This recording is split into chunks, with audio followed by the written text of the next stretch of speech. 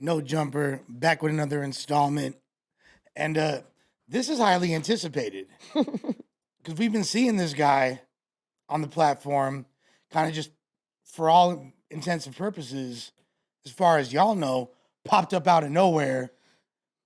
They're like, is this Dunos Tio?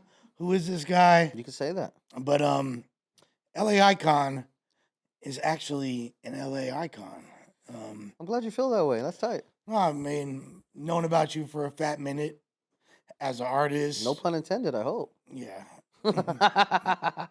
Minuto Gordo. As an artist, as a videographer and director, and just purveyor of the culture in general.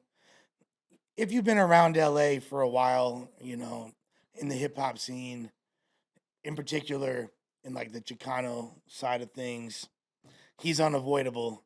Put in a lot of work, but I think that's a fact. and Good now facts. he's found his way onto No Jumper.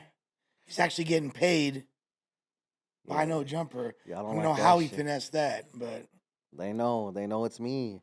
there might be some like high powered threats being made that we're unaware of. We don't talk about any higher powers other than our Lord and Savior. But yeah, Icon. Let's talk about your origins. You know, you're from East LA? I'm from the east side of Los Angeles, not to be confused with East LA, but I mean it's like 5 miles away or something. So I'm from a town called El Sereno, El Sereno? So that is the furthest most east city of Los Angeles before it becomes Alhambra, which begins the San Gabriel Valley. So yeah, I'm from El Sereno. I grew up there my entire life. Yeah, And pretty that's amazing a place.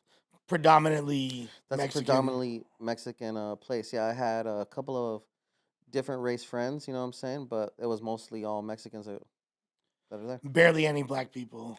Barely any black people, yes, but one of the token black guys was one of my best friends. Rest in peace to my boy 5'7".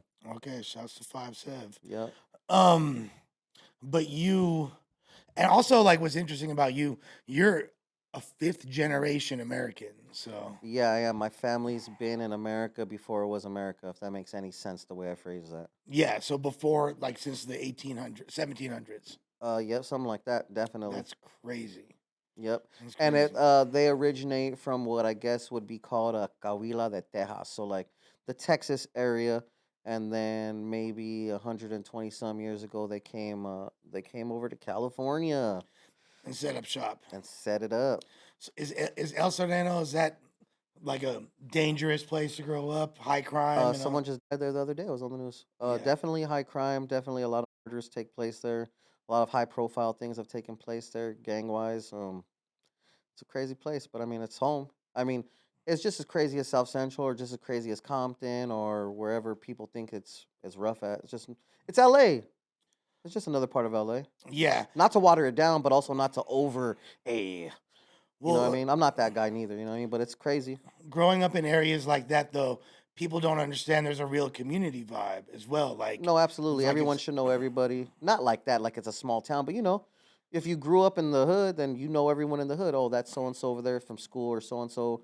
We grow up, et cetera, et cetera. so as dangerous as it is, it kind of feels like a little fortress to you, like at the same I time. would say that because there's not very many other rival gangs in the city. There's rival gangs right there, but I mean, it's not like South Central or somewhere else where there's a lot of gangs every single street. Hmm. There are different gangs, but they're different cliques of the same hood. You know what I'm saying? Would you say like the biggest difference between that and South Central is the fact that there's not other races and things like that too? Yeah, we're definitely not having race wars in El Sereno. Yeah, You know what I'm saying? yeah. That's a fact. So, what was your childhood like? Close with your family and all that? My father left us when I was young. I lived with my mom. My mom did her best. I'm the youngest of three kids. During my childhood, she used to like to go out and party a lot or whatever, so I would do whatever I wanted. You know what I'm saying? I mean, let her do her thing. I wasn't really tripping off it. I would pretty much, like I said, do whatever I want. I was in the streets a lot with the homies, doing my thing. I was addicted to like weed and crack when I You was were younger. addicted to crack. I was addicted to crack, but not basing because that was like wasteful to me. I've seen people base it in front of me, and I was just kind of like, "Oh, that shit could have lasted like 2 blunts." I'm Jeez, smoking P I dogs. was definitely paper basing. Absolutely. Wow. Okay. So, what age did you start smoking crack? Probably like 13. I was smoking P dogs, not just crack. Yeah. Yeah. Yeah. Keep saying Yeah. it like that. Nah, nah. So look, I'm assuming Sherm as well. I have smoked Sherm, but that's more of a East LA, not East Side of LA. That's like a State Street thing. That's that Okay. side. Again, 2 miles away, Right. maybe a freeway exit or something like that. I guess you could say. Yeah. But I started smoking weed as a young kid or whatever, and then eventually I got my mom kicked out of our apartment that we were living in because the neighbor was the manager, and I don't want to say I was smashing because I was still young, but they caught me with their daughter in their house or whatever, so that was like a perfect excuse because I was always throwing ditching parties at my house, just always smelling like weed. And how old are you at this point? This is like sixth, seventh, 8th grade. I Yeah. got kicked out of school in 7th grade, so by 8th grade, I was already non-existent in school, and that's when I got kicked out of. That's when I got me and my mother kicked out of our apartment. She wasn't in the best financial situation, so when she relocated, I couldn't go with her. I know that sounds kind of fucked up or whatever that I couldn't go with my mom, but just for whatever reason, like whatever her housing situation was, like you can't have extra people when you rent a room or something like that. I guess it was what it was, so I just did my thing or So whatever. you were okay. I don't want to make it seem like I was just right there fucking. I mean, I have slept on the streets in my life. I've slept on a bus bench, but I mean, I was still able to go to your house, not your house, but I could go pull up at your house, Mhm. eat a little spaghetti, maybe spend the night, play a little, fuck around. So you're bouncing around. Yes, I'm bouncing around, and when I couldn't bounce around, I was in the hood, and then eventually, yeah, go ahead. What are you gonna ask? Well, I'm curious about. 'Cause there's so much to unpack already. Yeah. But when was so you started smoking weed early? How quick was the P dogs? I don't even know how I got. Oh no, I know how I got involved. My older homie Malo from the hood, they call him Prime Time. They literally call him Okay. Prime Time, which is another word for P dogs. Primos. Yeah. Exactly. So I don't know. I can't really remember. That's a lot of brain cells ago, right? But I think I was probably with him. He took me to steal my first car. He was at the first. And I don't want to say what other first things I've done with him or whatever. Pause. You know what I'm saying? But yeah, he took me on some wild rides. Shout out to Big Malo, you know what I'm saying? Free Malo. He's no bueno. He's cool as fuck. Yeah, no, you He's a sound great guy. Honestly, he free, is. free Malo, He's just free an Malo, activated ass man, you know what I'm free saying? Malo. So He's all good. but with that being said, yeah, I'm assuming he was the first person to smoke me out with a crack blunt or a crack joint because he didn't smoke blunts. He's older. He didn't But like blunts. people don't understand either. We're around the same age. You're a few years younger than me. Yeah, just a bit. But our generation is everybody. If you smoked weed in LA in the 90s, in particular, You might accidentally smoke some crack in it. well, it's in particular with essays, you know what I mean? Like, Yeah. there's a very high probability that you were either smoking P Dogs or smoking Sherm. You know what I mean? Like, Yeah, Sherm is clearly a different high. yeah, You know what I'm saying? that whole scene in Friday is very accurate. Pretty accurate. Like, you literally start, Tripping. yeah, it's a weird. It's When I like, smoked Sherm, I thought I was like Uzi. it's got like a weird like psychedelic element to it. Excuse me, absolutely. People don't I realize. remember I stole a bike one day when I was smoking Sherm with some girl.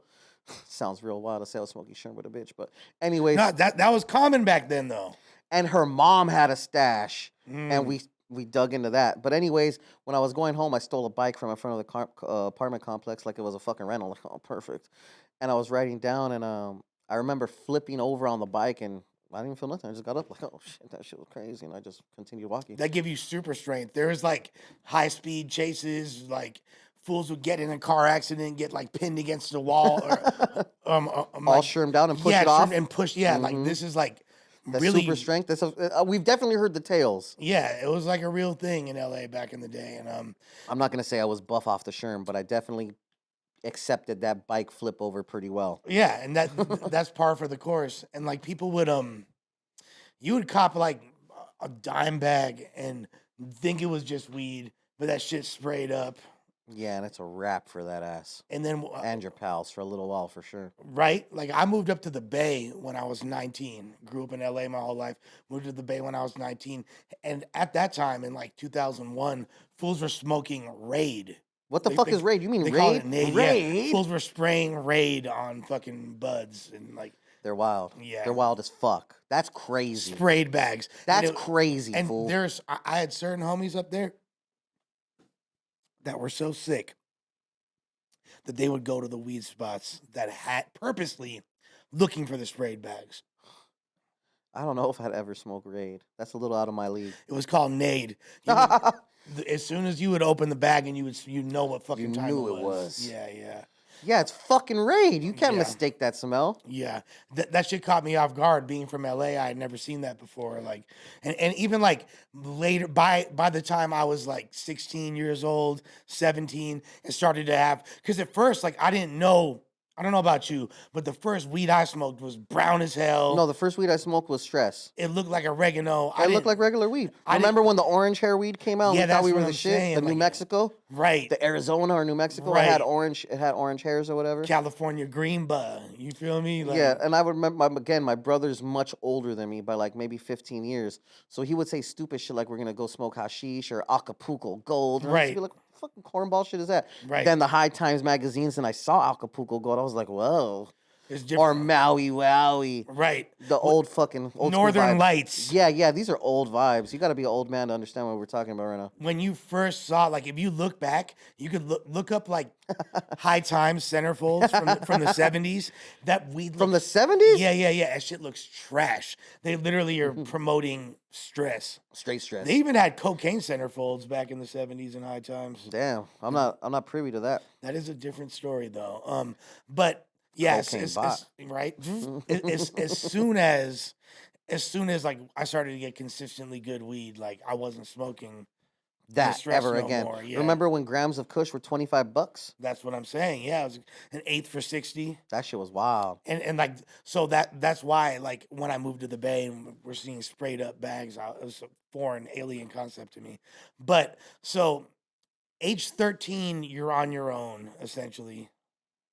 8th grade, whatever age 13, that is. 14. And are you already a member at this point? Are you already from where I'm you're already from? definitely participating in street activities. Yeah.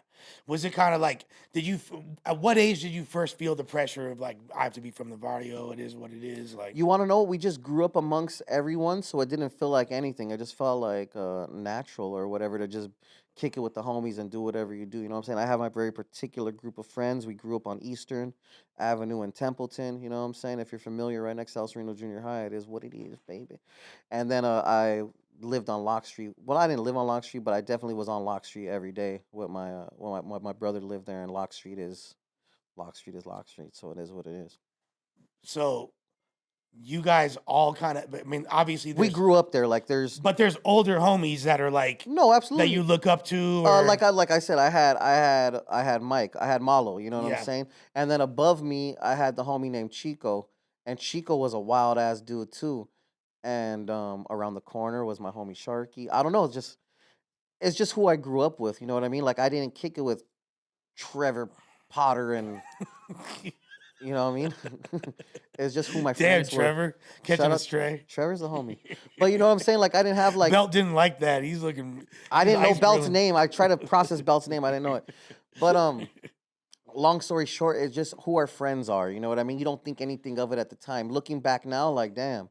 I went hiking with Chico. We went like it's gonna sound lame, but we were young, smoking weed. We would hike or walk from our house in El Sereno to like pass it to the Rose Bowl. Yeah, And then we would go that's through far as fuck. Yeah, and so he would be like, "You want to go hiking, fool?" And I'd be like, "Well, okay, let's go." Urban hiking. Yeah, so then we would go to like where Suicide Bridge is under there through Yeah. that little terrain or whatever and go swimming and come back. Little weirdo shit, I guess. I don't want to call it weirdo, but you know what I'm saying? Like little, obviously we weren't fucking Childhood hiking. activities. Yeah, childhood activities, exactly.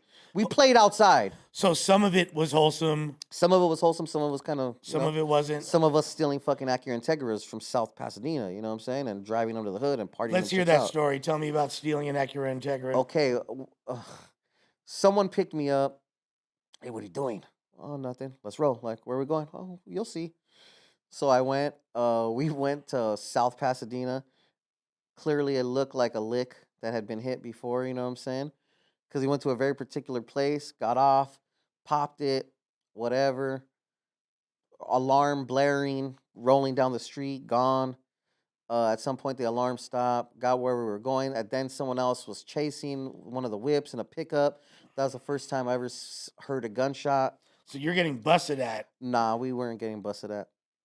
Someone else is getting. I don't know. Okay. So we're rolling or whatever, and But you are getting chased. not for very long. And then yeah, the car got parked. They opened up the car. There was like a firearm, like a little 25. That was my first time ever seeing a little 25, like the little Yeah. the little pocket pistols. A little bit of bread, just some random shit.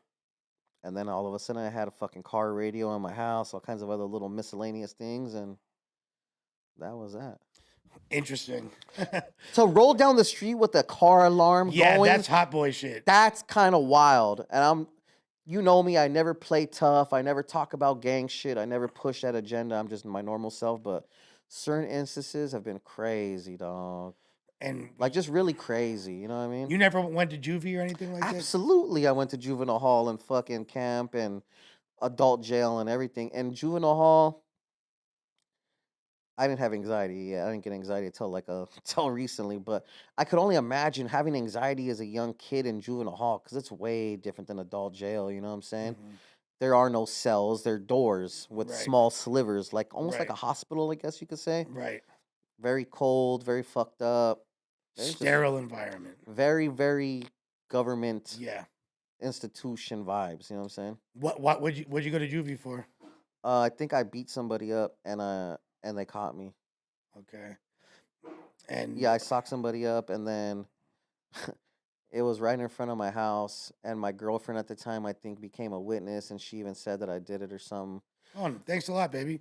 I mean, it is. Look, I never really pushed the whole crazy ese vato loco vibes. You know what I'm saying? I've just been through whatever I've been through, and I'm just myself, right? But in that instance, I didn't was like, oh, she's a fucking snitch, bitch. It wasn't that vibe either. I mean, she was. I mean, we were young. We were very, very, very young, and she wasn't like that. You know what I mean? She was a nice She's girl. a civilian. She was a nice girl, very Yeah. nice girl. I always got pretty nice girls. Right. Because all the homegirls were just activating. I was just like, damn, bitch, I don't know about your ass. With the Sharpie eyebrows. With the crazy vibes. Yeah, I never been with a Sharpie eye bitch. I'm not mad at them. Shouts to the Sharpie eye bitches. No, they're nice. They don't exist really anymore. That's like No, they do. Not to the same degree. No, not at all. They've graduated to getting their eyebrows microbladed. Right. That's like what my I'm saying. wife. Like, I'm not gonna say that they're unicorns, but they're like, rare. They're rare. like ligers. They existed. They exist. The legend remains. They exist. It's just very infrequent to yeah. encounter one now, unless they're over the age of 35. Then you'll still see some Tias with the Sharpies. And then you already know how it goes. Once you're already in the system and you're a bad kid, you're going back. And you're under. They put you under gang file and all that. So no, I always lied and never said anything. Okay. I've never said Smart. anything. Yeah. Smart. I try my best. You know what I'm saying? Smart. So I knew that much at least. Yeah. So point is I would just get in trouble. Dirty test. I remember one time my mom took me to East Lake Juvenile Hall probation right there. Mm-hmm. And I would shamelessly do the piss test. I would never miss out on it because who knows? Who knows if it might come through? Cool, You weren't even trying. You're not taking the golden seal or doing nothing. Nah, not then. I was still a kid. I didn't really care. I remember the first time I tested dirty for smoking a pea dog, and my mom. Well, they obviously didn't say your son smoked a pea dog. They said your son tested dirty for marijuana and cocaine, and I was just like. She was like, "You sniff cocaine?" I was like, "I don't." She was like, "You fucking liar." No, I don't sniff coke. I smoke crack, Mom. Hey, I remember one time, just real quick. No. This is your world, baby. You're taking us through your world. I was in my living room. I lived in that apartment that we got kicked out of. It was a 1-bedroom apartment. When I was young, just to give my mom credit, when I was young, we had a nice house in the hood. I had my own room. I had Nintendo. I had all that shit. Then whatever happened. You fucked it up by smoking weed, right? No. She got canned, and then we moved into wherever we moved into the apartment. And then shit. you fucked it up. And then I fucked it up. Absolutely. That's not her fault whatsoever. She was going to work doing her shit. You know what I mean? It's like if I'm gone right now and I go back and little Cupid's right there smoking weed at my house. Like, Right. what? Right. He's getting fucked up. But anyways, it's a house, not an apartment, right? Right. So anyways, my mom, I had slept in the living room on a futon, like any other ghetto kid, I guess, right? So I remember I was breaking up crack on a CD case. My Mm. mom's short. My mom's like real short. Like I don't know who's short here in the office, but short, like Bassa? shorter than Bassa. Typical small Mexican lady vibes. You know what I'm saying? Right. So she's like right here to me. Like Salvadorian height. Oh, well, she's not Salvi, but short, short Yeah. lady. um, the entertainment center was high, obviously higher than she could see or reach. Like it was a big entertainment center. So I'm breaking up the crack up here on a CD case. I'm crushing it, slicing and dicing. I have the weed already right there and the blunt ready to rock, so I could just scrape it in. And she comes out mid fucking click, click, click. And I was like, Yeah. huh? And she's like, "What the fuck are you doing?" And I was like, "I'm watching TV." She was like, "What the fuck is up there?" I was like, "Nothing in my hand. I'm just holding the thing." Like if I'm holding like this, Like against holding the TV down, not the make sure it TV, doesn't fall over. but the entertainment Yeah, center. yeah, yeah. And I don't know. I don't know why that came into my mind right now, but I felt like now I feel shame about it a little bit. But back then I was just like, close call. So you got away with it. Absolutely. And then I went outside and smoked a fucking fat ass P dog. Well, the best place to hide things are in plain sight sometimes. And Exactly. That's always been my forte. and you know what I noticed with parents a lot of the times, She knew they kind of. see what they want to see, and they don't see what they don't. I wanna remember see. I would even smoke Cocoa Puffs, which is They don't know tobacco and about crack. they don't know about the Cocoa Puffs. Tobacco and crack, guys. So my mom smoked big cigarettes. So I would damn, I'm such a dirty ass little kid. I would go to the restroom because at that point I was already stealing my mom's cigarettes, right, in junior high and smoking. Right. And she would know. I'm like, let's just cut this shit. I was stealing my brother's shit. Like, let's just cut this shit, mom. Give me a cigarette. She'll be like, you're fucking stupid. I'm like, I'm gonna steal it while you're asleep, or you're gonna give it to me right now. You know what I'm saying? So I would go to the restroom and smoke a cigarette, but it wasn't a cigarette no more. It wasn't a zigzag with crack on it. You know what I'm saying? But Yeah. I would go to the restroom and smoke when I was like when I was all the way in my crack bag. I wouldn't even go outside no more. I would just smoke a fucking Cocoa Puff. And I know this sounds so crazy to people. When they see this, they're going to be like, this fool. And especially looking at you now, you have your shit together. You know what I mean? You're very well composed. People see me, they could be like, yeah, this fool used to do drugs. You know what I mean? You're cool, nah? But people, I think the effects have lingered a lot longer. Even with these, new teeth, they can still tell. I think it's a lot harder to tell. But what I think people don't realize, and I just want to kind of I don't want to. It was way more normalized back then. People don't really smoke that much crack anymore. Crack's not even I seen someone smoking crack recently, but they were also on Skid Row. and they're probably older. Yeah, they're definitely older. Yeah, there's not nowadays they're just gonna be doing. There's meth. not an 18-year-old. Yeah, and that's another thing. That's what kind of was crazy to me. One of my best friends. Well, maybe one of my best friends, because we're still all in the same friend circle. We're all in a group chat now. Everyone's doing whatever they're doing. Some didn't make it. Reformed Cholo group chat. Nah, everyone. No, these fools are late bloomers. They're all fucking cokeheads now. Okay. Sorry, guys. So sounds like my kind of group chat. I'm not down, but they definitely are not hungry at the parties, right? So no catering needed. That's just disrespectful to my fucking head count when I'm getting fucking food, right? So anyways, that's how you got fat? You just ate all their portions? Yeah, absolutely. Yeah. So my boy chose to go the meth route instead of the crack route with me. Well, he was already on the crack route with me all the way. We were fucking smoking big P dogs all the time. And he started doing meth. I don't know how I just had gotten out of, was it county or juvie? I don't know. I think maybe it was my first time going to adult jail. And I got out after like 4 or 5 months. And I came home and I was like, all right, well, let's get it popping. Let's smoke a Diddy. That's what we used to call it. P Dog used to call it a Diddy. You know what I'm saying? P Diddy. You know what I'm saying? So fucking funny. So I was like, hey, so let's get it. And he was like, nah. I looked at him like, what you mean, nah? All of a fucking sudden, I got something better now. He was like, yeah, check this out. And then he pulled out a Pookie, and I was like, I never saw that before. Not to act like dumb, but like right. I mean, there's a point in life where you've never seen a Pookie, right? So I saw the Pookie pipe, and I was like, or the oil burner, And I was like, what the fuck are you gonna do with that? He was like, check this shit out. You know, you fucking these fools are blowing out massive clouds like vape people do. Yeah. Every time I see someone vape, I'm like, damn, used to smoke fucking meth, huh? So that just tripped me out, and I was like, yeah, well, you're not gonna smoke this crack because that's clearly gonna counteract that, and it's more powerful. So don't waste my bread. Right.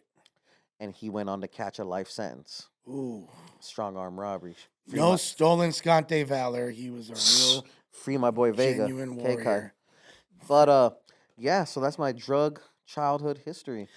There's been many things, many shootings, homies getting shot, throwing bitches on the floor because we're getting shot at parties, pack outs, fights, normal hood shit. So I don't really care about covering that so much. But I mean, right. just every other guest you've heard here talk about scrapping in the hood or getting packed out or packing people out or throwing bitches on the ground during shootouts. Well, you know, like, because there hasn't been that many guests from East Los like that. You know what I mean? There's been some for sure. I just mean like the shootout, pack out. It's just a vibes. different type of experience that every hood experience might have common threads, but it's like I remember an instance where I freestyle rapped at a party. It was amazing. Everyone cheered. Because, you know, when you're in junior high school, especially in East LA, there's not very many people that are rapping. And if you do rap and you're good for what it's worth, and at least their opinions, it's a vibe. You know what I'm saying? I've always been a cool little popular kid. I'm only fat right now. So you were skinny when you were younger. Yeah, they used to call me pretty boy. You know what I'm saying? Like I was a dashing young fellow. You know what I'm saying? So long story short, I was always Mr. I see Popular. a handsome guy buried in there somewhere. But yeah. Try to hide the double chin. But nah, so yeah, long story short, we came out of a party, there was a tussle, and the blowers came out, and it was pop, pop, pop. And I remember like, what the fuck? It's just one of them instances where things happen too fast. I was with a girl, my girlfriend at the time. I had to throw her down on the ground. We were crawling. I'm looking around, seeing what homies are where, doing what. Da da da da. She's terrified. Well, she lived in the hood too. Okay. But she lived in El Sereno. There's a place called the Hilltop Colony, which is the expensive That's the condos. rich people? Yeah, it's a gated community. And yeah, that's where she lived. And when I was homeless, just to touch on that real quick, when I was homeless, I wasn't able to, obviously, we were kids. I couldn't just go to her house to spend the night every night. But I would sleep in the stairwells of the expensive condos. Okay, so how long were you doing the homeless or like for a long couch time? surfing? I'm like for a long time. All of high school? For sure. I didn't even go to high school. I got my GED in juvenile hall. And when you would get caught up and your mom would have to Well, that happened once and I never lived with her again. Okay. Did I ever live with her again? I don't think I lived with her again. But they notify your parents when you go to you know. Oh no, yeah, absolutely. But I mean, I definitely was a runner. Like if the cops are gonna come grab me, I'm running. But I wasn't running from the cops like that. Only like 2 or 3 times I got away from the cops like that because I was on probation. So I would go report to try to like still not have warrants. You know what I'm saying? I'll run from the cops, but I'm not running from my PO, which would be why I'd always go back and go back and go back because I was fucking paper basing. You know what I'm saying? Do you feel like did you have like a resentment towards your mom? I had a resentment towards my mom for her going out and partying, because she would be a drinker. You know what I mean? She would be a drink. She's not anymore, but she would go out and drink and have her fun. You know what I mean? And yeah, I remember like as a small kid, like I would cry for her type vibes. This is gonna sound horrible, but I would like call the bar. Okay, she's not there. I would call the cops. Hey, did you guys get my mom? I would call the hospital. Hey, is my mom there? Like type vibes. Damn. Life as a shorty shouldn't be so rough. But let it out, love. What? So, but there wasn't resentment of her like not having you live there anymore, or were you no, because you were already used to it. I understood that I fucked mines off. Yeah, and I accepted that. But again, like you also probably kind of liked it because there was no one to answer. Well, no one. I had no one to answer to anyway. She would just kind of talk shit like you and all your friends ate the fucking food today type vibes. Right. But like at that point, I would go to the local supermarket and peel a million Lunchables, or we're gonna eat steak tonight, my G, because I just look what I got. Right. You know what I'm saying? Y'all don't even know how to cook it yet, and you fucking. No, yeah. Someone knew how to cook it. Yeah. But it wasn't my little ass. Just like crack. Yes. The butter boy. But nah, yeah.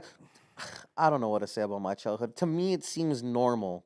Right. I don't think it is in like all of America, but I mean, to me, it's my life. It's normal to me. And for where you grew up, it's a lot. I mean, not every kid out there turned out like I that. remember one time when I was releasing a promo for one of my albums, I put like a little story blurb, like a 4-4. You remember the 444 promos? Yeah, yeah. I did something like that where there was a narration and visuals to it of the hood or whatever, for me at least. And I remember someone said, "You just had an average childhood of any Mexican growing up in the hood." I was like, "Damn, okay, for sure."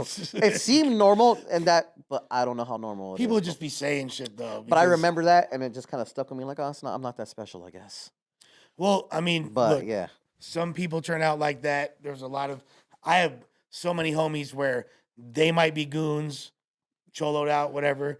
Now, I have some very good friends that and are then in their very high brothers are fucking places. squares. I have some friends that are major trappers. I have some friends that are completely homeless and never bounce back. Yeah.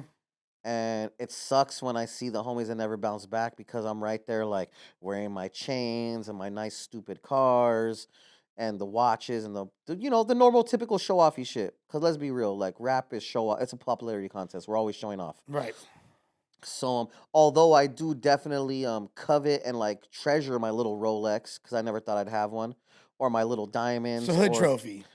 exactly, it's a hood trophy to me. Why you wear your fucking Rolex all the time? Well, because I paid a lot of fucking money for it, bitch. You know what I'm saying? Yeah, I put in work for But that. my homies never questioned me or anything like that. There was a point in time when where they would start to call me Hollywood, like just to be condescending, like, "Oh, what's up, Hollywood?" But I mean, I've That's always been welcomed in my area. because No I'm one. sure you got homies that are very rarely venture west of downtown and are just block bunnies and like. I mean, I got a lot of tagger homies too. You know what I mean? So Okay, these fools are getting around, baby. that's what I want to touch on your hip hop origins.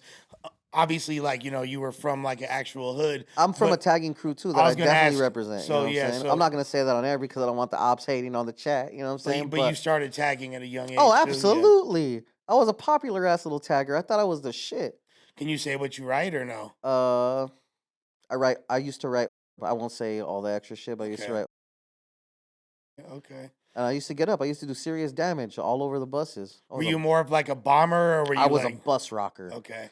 I'm not necessarily that artfully inclined to be Right. doing masterpieces, you know what I Right. mean? Like the AWR, TKO, Right. Right. MTA dudes, you know what I'm Right. saying? I'm just crushing shit. Right. I'm vandalizing. Mhm. Serious vandalizing, and that's it. And you were getting up though. I would think so. Yeah. I would think so. Not to toot my own horn, but I did a lot of damage. Could you even freak like bubble letters and Oh yeah, throwaways and shit? Like little yeah. easy throw ups, little burners, yes. Yeah. But I was more of a bus rocker. Like that was my thing. I would literally go on the bus just to tag. Right. Rock off the floor, fat scribe vibes. Yeah. Facts. Fire. Or little razors in the wall. I used to make fake bus passes, like the school bus pass. Yeah. Take the little shiny thing from the top, photocopy your monthly sticker, fake your just fraud, just straight up fraud on the bus pass. You know what I'm saying? But it was tight. It was a fun time to be alive. And you were hitting up on the back of them too. Oh like, yeah, fat yeah. scribes and all that. Yeah. Like, well, strictly fat scribes, mostly. That's fire. Like sometimes a bus driver wouldn't even pick me up, like because when I got kicked out of school, obviously I had to try to go to a continuation before I went to juvenile hall, so I had to catch a bus. The bus driver wouldn't even pick me up sometimes. Like if it was that particular bus driver, like he would just wave at me and pass me right Yeah. by. Yeah. Because I was the only person at the bus stop in that particular spot most of the time on the 252. That rat bastard. Was tagging before like the gangbanging? Of course, Yeah. it always is, isn't it? Yeah. Yeah. I mean, people that, And just for the record, I'm not some crazy claiming to be, or was I ever some crazy killer? I was more of like a little drug dealer wannabe type vibe. You know what I'm saying? Because I got caught as an adult. Every time I try to sell drugs, I got caught. I never ratted on my plug or my crimies though. that's how you're supposed to be, stand on all 10, man. Nah, yeah.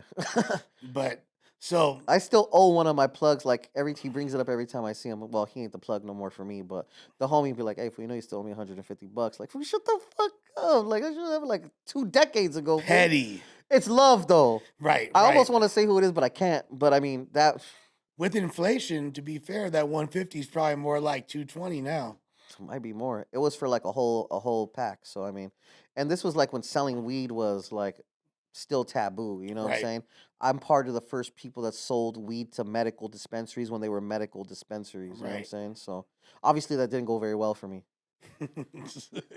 So I gave it up. I left it to the real trappers. Shout out to all you trap lords that are still surviving. When did you first realize you could rap? Did you like grow up loving 12 or 13. The first thing I ever did was I would record the first song I ever memorized was Nothing But a G Thing. How about that? Great.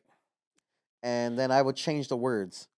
You know, little stupid shit. You know how it is. Like Elsa Random and East Los together. Now you know you in trouble. exactly. Yeah. Perfect example type vibes. And then That's so funny you said that because me and one of my homies performed. One year it was Jump by Crisscross. that's tight. And then the next year was Nothing But a G Thing for the talent show. Exactly. School, So in juvenile hall they had talent shows Yeah. occasionally. And I rapped. Yeah. And I always would win my little whatever little stupid shit it was. I think they got us like a cheeseburger from wherever the fuck. Yeah. This was in McNair and Camp Challenger in McNair a long Yeah. time ago. Crazy. So you knew that you were lyrically inclined. Obviously, you probably liked hip hop your whole life. It was Yep. were you, Absolutely. Were you hearing that more than like? Oh no, absolutely. Because again, my mother's a real Chicana lady, which Yeah. is like an American-born. Americanized Mexican lady. Right. So and she's full blooded Mexican. Her parents speak Spanish, but So she's not knocking like corridos and shit. no, like that, she yeah. wasn't. For whatever reason, she Yeah. wasn't. I can't say I had that type of childhood. Yeah. I was listening to oldies. I'm an oldies kid. I'm Okay. an oldies and gangster rap kid. Right. So was Dr. Dre, Snoop Dogg, and the Temptations, and Brenton Wood, and Rocky. I mean, you get it. You get the vibe. So your mom wasn't really even speaking Spanish to you growing up. absolutely not. Yeah. My grandmother would. My great grandma, but nah. Interesting. So when did like the rapping become more serious? I made my first song when we were like 16, but here's the thing: it was on I don't want to tell you it's Adobe Audition because it was something before that. Like Acid Pro? That was one of the programs that I had available to me, but it was something different. But Hip Hop Cool Ease, Edit right? Pro. Cool Edit. Cool Yeah. Edit Pro. Thank you, sir, for reviving that brain cell right there. Cubase, Cool Edit. All Yes. that, yeah. So it was Cool Edit Pro, and I didn't know that we could do takes. You thought you had to nail it, just yeah. So it wasn't just me; it was me and my homies. We called ourselves the Wise Men because it was 3 of us. So you thought all these rappers were just amazing. We dropped diss tracks on other tagging crews, diss tracks on other hoods, diss tracks on diss tracks on diss tracks. I've been doing this diss track thing way before yours, baby. Yeah, You know what I'm yeah. saying? But anyways, just I wouldn't have known. That's crazy. so yeah, we would you know, you know what I'm saying? Like it was crazy. So it became pretty like you were taking. No, it was dope. It was seriously. dope as hell. Someone gave me like $1,000 when I was like 17 to like sign me Oh, really? to Ghost Town Productions. This kid ended up being from like La Puente. He was like, I'm not saying he was a nobody, but clearly he did in advance, baby.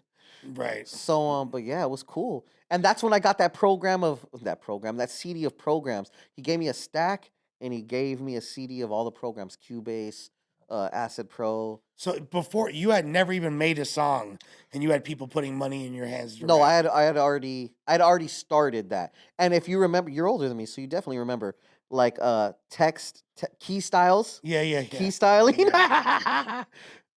We were on the fucking internet typing out raps, battling each other on there. Wow. Something called Capital Hip Hop. Okay. CapitalHipHop.com, and I can't remember the other one, but Let's Beef. Were you ever on Let's Beef? I'd been on there. That's the original text battle website. And then I remember there was a forum for audio, and I would be like, whoa, these fools Yeah. are making songs. Then I asked how. Then they told us about Cool Edit. Then we figured it out. And then eventually I went to a real studio many, many, many years later and realized we could have been punching and doing takes and all this shit. Yeah. Because it's not like it was reel to reel. It was digital. Right. So, yeah. That's a crazy time, huh? Yeah, no. Oh, of course, I'd go to Project Blowed. Oh, so you were going to the Blowed. Yeah, I remember when Omar. Is it Mhm. Omar? Mhm. I remember when Omar Gooding yeah. would go over there. The first time I ever met Omar Gooding was there. I was like a young pup. There's all kinds of celebrities So, popping like, up. So like when I found out Suspect's dad is who he is, like, yo, I've rapped with your dad, pal. Yeah. But I mean, obviously I don't rub that in no weird way, because not who cares, but that was a long time ago, you know what I'm saying? But Yeah. Freestyle Fellowship. I'm a real LA baby, fool. You know what I'm saying? I might be a cholo, but I'm a real hip hopper in But this that, I bitch. mean, that's something that people don't understand, and it's a point that I've really tried to drill in since I've been on No Jumper is like SA culture post There's 1993 some exactly. is very connected to hip hop in Absolutely. LA. In LA, like there's a huge connect. I know there's some people that have no idea what the hell Project Bloat is unless you hear it on a podcast like ours, but I was there, G. If you would go, if like in the late '90s, early 2000s, if you went to hip hop shows in LA, it's predominantly Yeah, Chicanos. Urban Like Underground, all it's these mainly places. Mexicans there. I mean, of course, there's black folks There was there. like the Sean Healy shows that have always been around, but the Urban Undergrounds, like at Well, the yeah, Sean airliner. Healy is like the pay to play joints and Yes, shit. Yeah, exactly. yeah. There's But still all kinds of different versions of those now. right, There is still Sean Healy you're right, still. right. But yeah, I've done it all. I've paid to play. I've been paid to play. I've signed autographs. My freaking face has been on posters and kids' Well, we're gonna walls. get into all your accolades. Like this is still like, Oh, we're still in adolescence. well, We're adults now. yeah, we're right before. So you're getting love for rapping. You're probably what, like 18, 19 at this Yeah, point. the homies are taking me to other homies' houses. Like, hey, check out this little fool. He can rap. Yeah, Like, yeah, and kick something that fool. And I'll say my little bullshit, and they'll be like, "Hey, what's up? You want to blaze it?" Like, all right, cool. yeah. So you're getting love, little local celebrity rapping and all that, but you're also still in like the gang We're still life. right there tagging. We're still right there doing drugs. We're still right there being shot at and doing whatever other extracurriculars. You know what I'm saying? Right. So that's kind of overwhelming. Like, I feel like it's nothing though. Like if you live there, you know it's not a big yeah, deal. yeah, yeah. It is a big deal. I'm so glad my son doesn't have to grow up like that. Right. Because I'd be like really worried. You know what I mean? But like, it's a different time now too. There's not kids with skinny jeans carrying freaking extendos back then. Right. It's little pocket rockets, little 38s. It's less dangerous, but it's also more dangerous. It's more. It just depends. It's different because it's not technologically advanced like that, where I could just hit you on a cell phone, like, yo, I just got shot at. Yeah. I have to go to the neighbors, like, hey, I just got shot at. Can I call my mom? Yeah. You know what I mean? Like type vibes. You know what I mean? So I never did that, but you get what I'm saying. The example, like, there's way more. We got pagers, fool, in 2 ways. Well, like today, there's way more surveillance. There's way more. Oh, absolutely. It's way harder to get away with things than it was back then. But yeah, I have like 7 cameras at my house. My mom. What a camera at the house? Like what are you fucking talking about? But people are way quicker to like bust nowadays. It's like people are way quicker to go to the strap than they are catch fades or any of that shit. No, So absolutely. It's a whole. It's more dangerous in certain ways and less dangerous in other ways. But like, was there a crossroads at a certain point where you're like, I could either lean really far into this and like become So like one crazy part that I'm full not dope dealer, or there's one rap? part that I'm not mentioning, which is I had a son when I was 16. Oh, okay. So in between that homelessness from 13 to 16, I was doing whatever I was doing, or 14 to 16, whatever it was. I don't know. 8th grade. 8th grade till I was 16. Then I lived with my baby. So you have a son who's like 21 now. I have a son that's that old, yes. Yeah. So I was staying with her, but even her mom had, well, after she got pregnant, obviously, that's when I started to stay with her. But her parents also had rules, and they were Italian. Like, oh, really? You. Yeah. So my son's half Italian and half Mexican. Okay. So it's gonna be what my son is too. It's crazy. Shout out to that girl. Yeah. They even had little rules like, yo, if you're not fucking here by 10 o'clock, pal, you're not gonna come sleep in our house, which was pretty fucking reasonable. Where'd you knock an Italian girl at? She grew up in the hood. They own half the block. Okay. They own their particular block. I'm not gonna say which block, but they own like different houses. Like it's crazy. But yeah, they had very specific rules, and it just is what it is. And I would not come home at 10 o'clock every day. You know what I'm saying? Because I was out smoking crack. I remember one day I tried to come home like at 1 in the morning, and it's so strange because someone knew I had an 8-ball. They're like, "Hey, come over, fool." So I came over. I smoked out a couple of people. A lady pulled up with a guy, like a pretty lady, and he was like, "Hey, give me half of that rock, and I'll give you this bitch." And I was like, yeah, here you go, pal. Because you're hoarding as fuck at that point. And it was just so crazy that even was a thing. And after the crack was gone, the homie that invited me was like, "All right, fool, you got to dip." Okay, because I was upstairs doing whatever I was doing with the girl, right? Right. And I still had all the boulders on me. Well, whatever was remaining.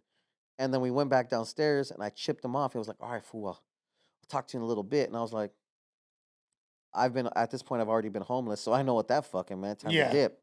I was like, "All right, cool." So I tried to go home, and I couldn't. Well, I went to try to go to my baby's mama's house, and I couldn't. Right. But yeah, I don't even know where that was going. But No, so no, you were just talking about having a kid at a young age, so that no, kind of yeah. So also with that, like, it was just really rough because like when we broke up, after I'd gone out of juvenile hall a couple of times, now I'm an adult.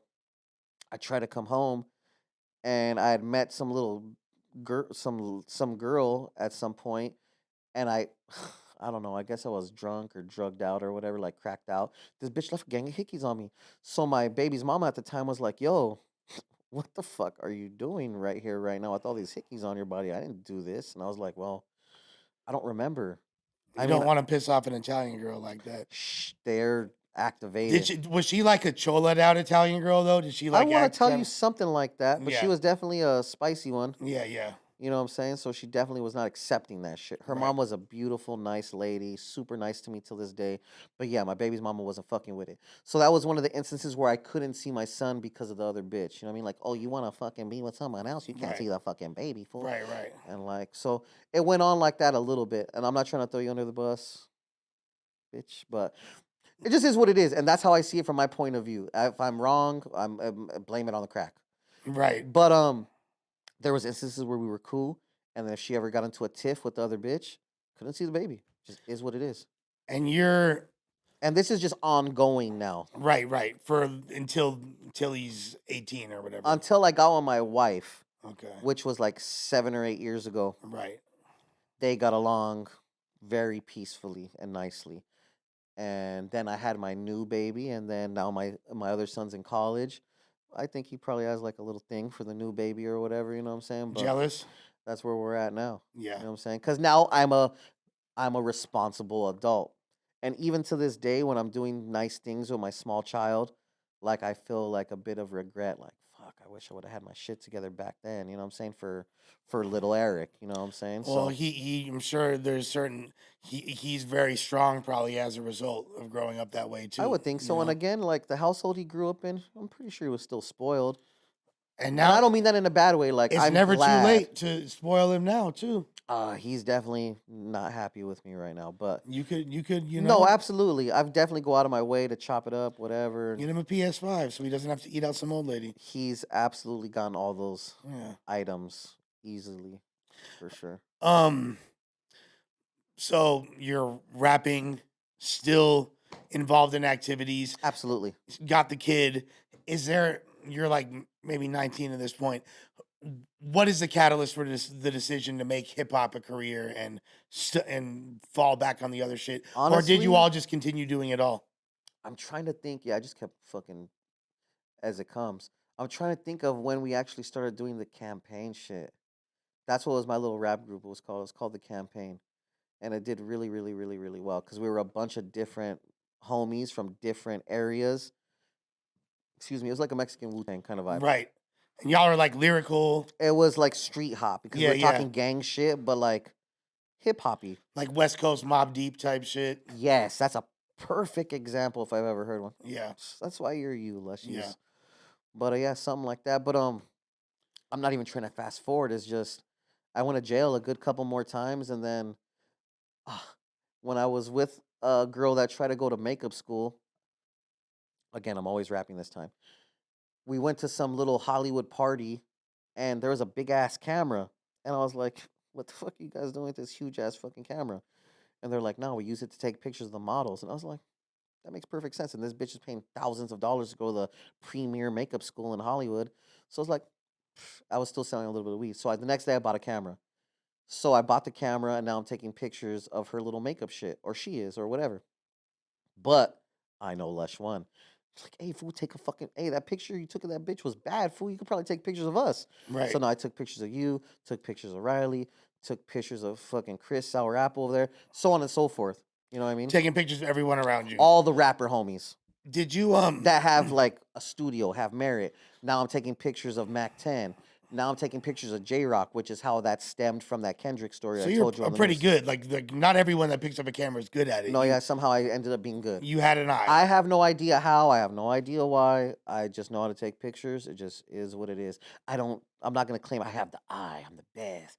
Because there's still a Stellan Oriole walking around Right. these streets. You Right. know what I'm saying? The Right. being the legend. So, but I took a lot of dope ass photos, fool, and it just is what it is. And also a greedy bastard, so I got a camcorder. I'm gonna get to the rapping shit, so it all comes full Was he circle. like an influence as Stephon Oriole and shit? Not Like, really, because I've always had my head up my own ass, and I never was really like, tripping on anybody else. yeah, it's just always been like that. Not to even sound cocky. Have you always had like the same personality of being Exactly. like a nice, like kind of funny, like laid back dude, even when you were in the streets like that? I Like, think so, yes, except when I would drink alcohol, which is I don't necessarily get drunk now because it just makes you feel uncomfortable.